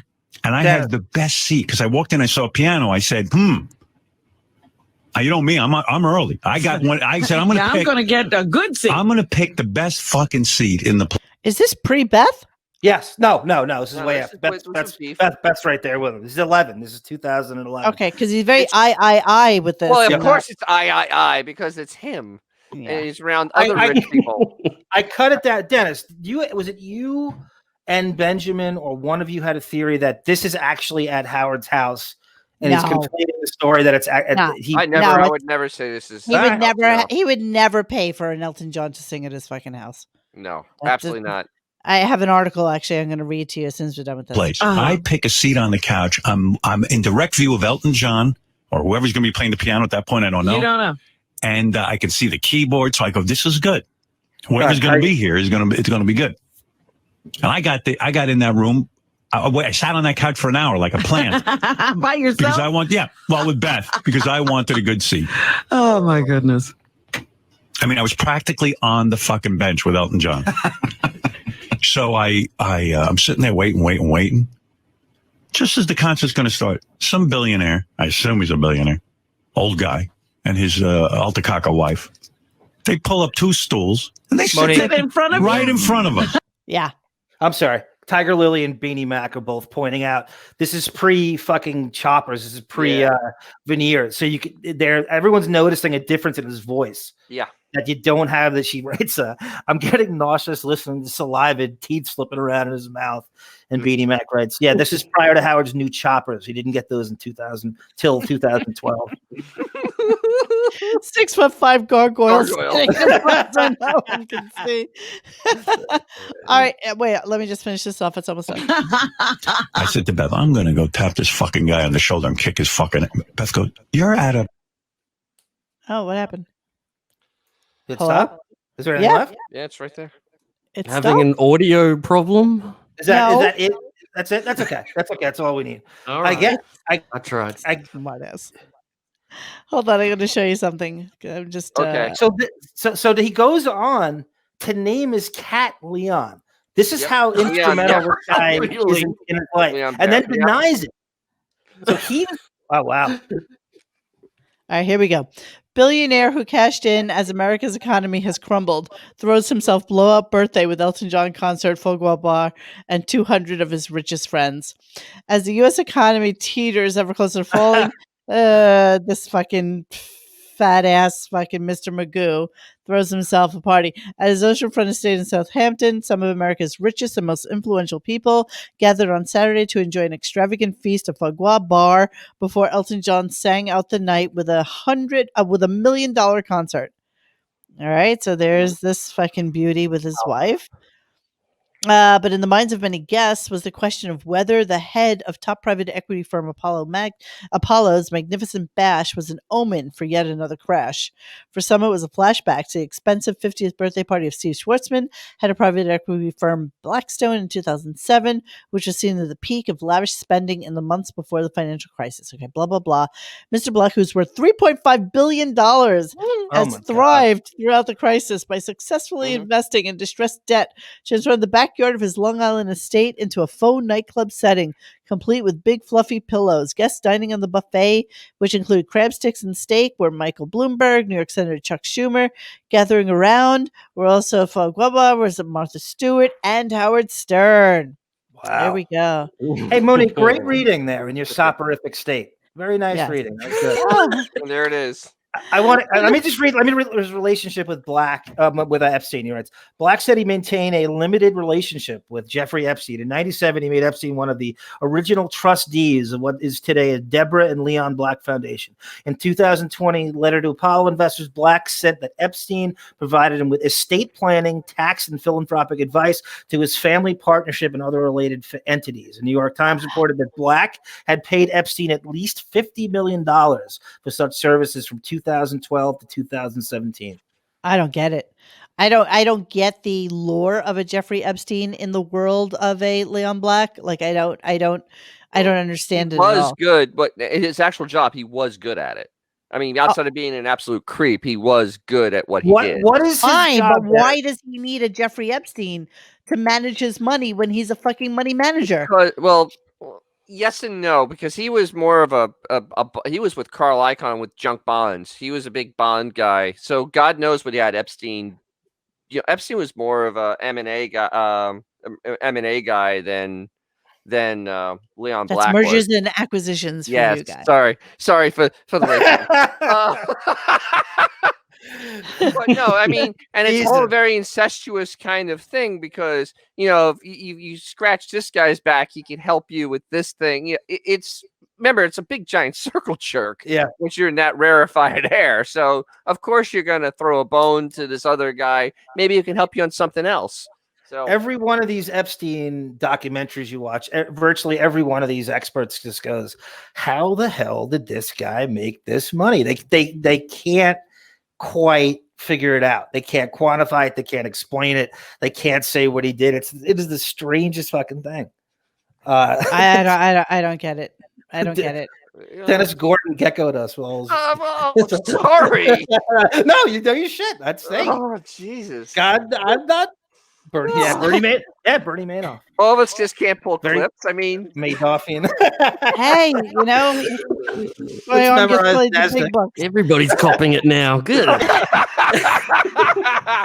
So I just want to make a little quick commentary. I hear myself in somebody else's headphones for some bizarre reason.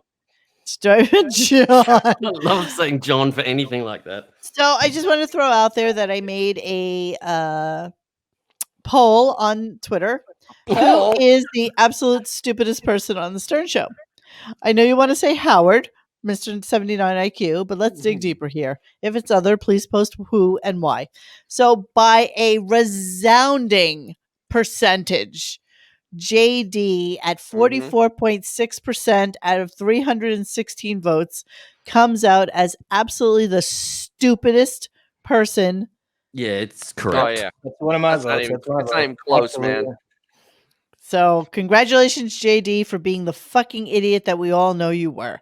And I just wanted to, make Happy talk about that.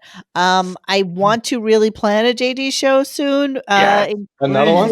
Including his wife, because now it takes on just so do much it about more. his wife. That's hilarious. JD's not worth it. He's Here's the problem with doing it about his wife. That's it. Because she's yes, she is does. though. She is a public figure. She's she made herself not though. She is too.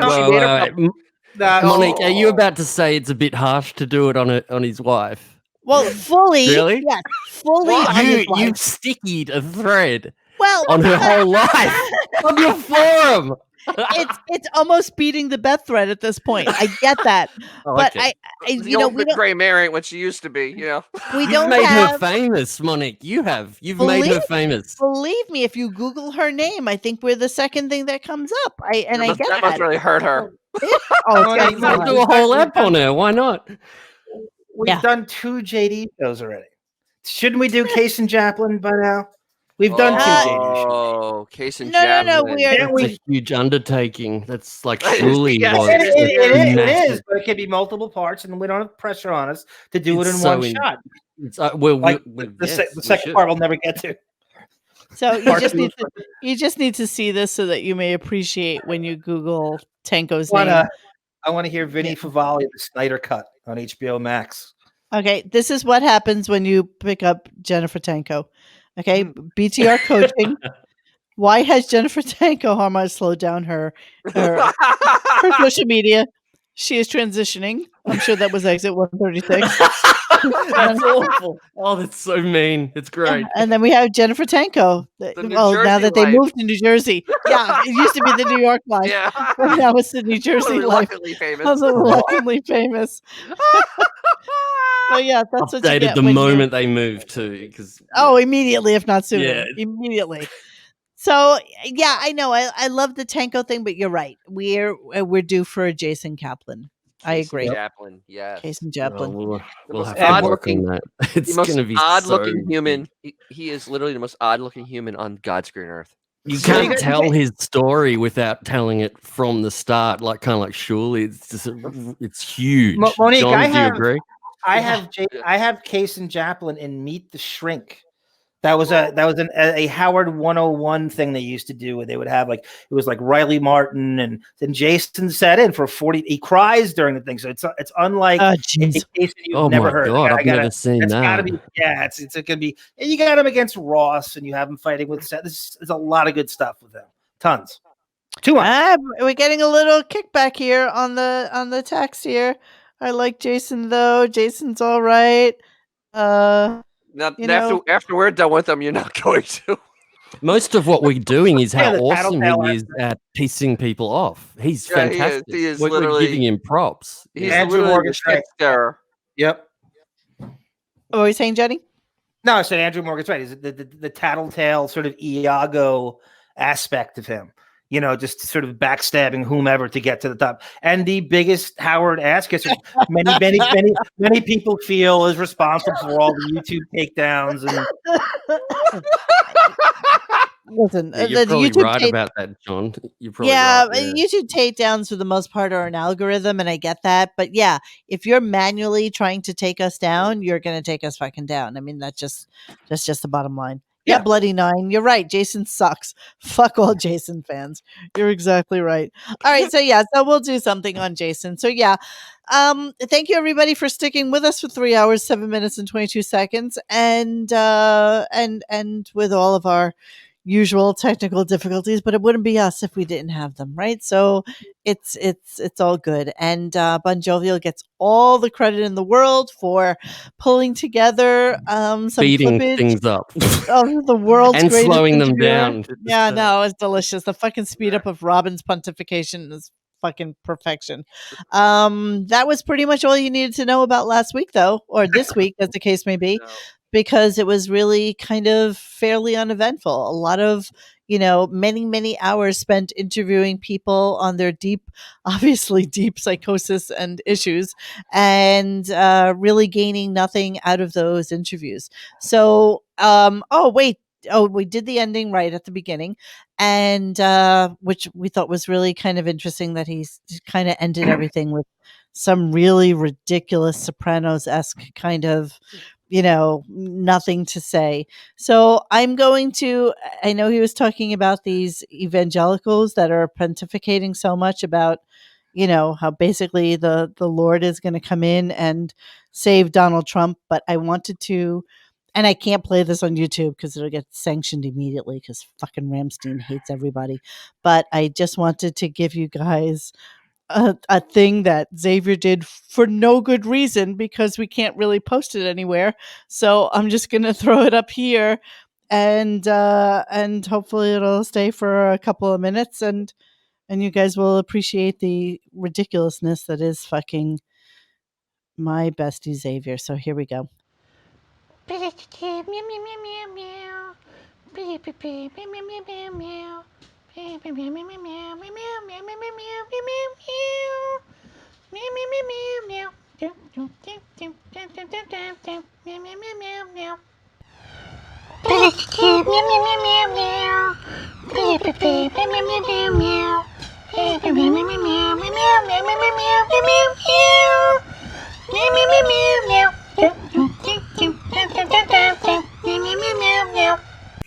I absolutely won't be able to get away with leaving this on fucking Twitch, just so you know. I know they'll immediately ban me from this. No, it's Ramstein. 100%. Yeah, it's Ramstein. Ramstein always fucking Xavier needs help. Ramstein will always fucking come and take your shit down. And what does it mean? I don't understand. Well, it's it's hurry up. Was it Du hast is hurry up, bitch? Yeah. Okay. You know what? He just made it for us for shits and giggles for no good reason whatsoever. Is sleep deprived or something? I mean, good Christ. That's what Howard's getting his staff for Christmas this year. I can't. When we do that cleaning out the computer show, I cannot wait to show you. I want to show you the popcorn tin for Christmas. Oh my god! What popcorn can? What? I have the clip of Howard admitting to Stuttering John that he sent a popcorn tin for Christmas. The actual audio of that, not from John on the show. Oh, But John okay. gets them and he sent the staff popcorn tins for Christmas. All right. Well, we'll try this again sometime next week, Lyle. So, thank you guys for every time on Wonder Woman you would go, thanks for bailing me out this time, gorgeous. Was John gonna sing? Come on, man, give us something. Oh no! All right. By the way, Monique, that great thread on the Wonder Woman 1984. That's excited. That's why I use Lyle Wagner. That's my motivation behind it. I love it. Okay, let's do Elton John. This is a song I actually used to like when I was a kid. It's that driving around with your parents with easy listening. This is I guess what I call it the blues. Don't wish it away. Don't look at it like it's forever between you and me. I can honestly say that things can only get better. And while I'm away, dust and demons inside.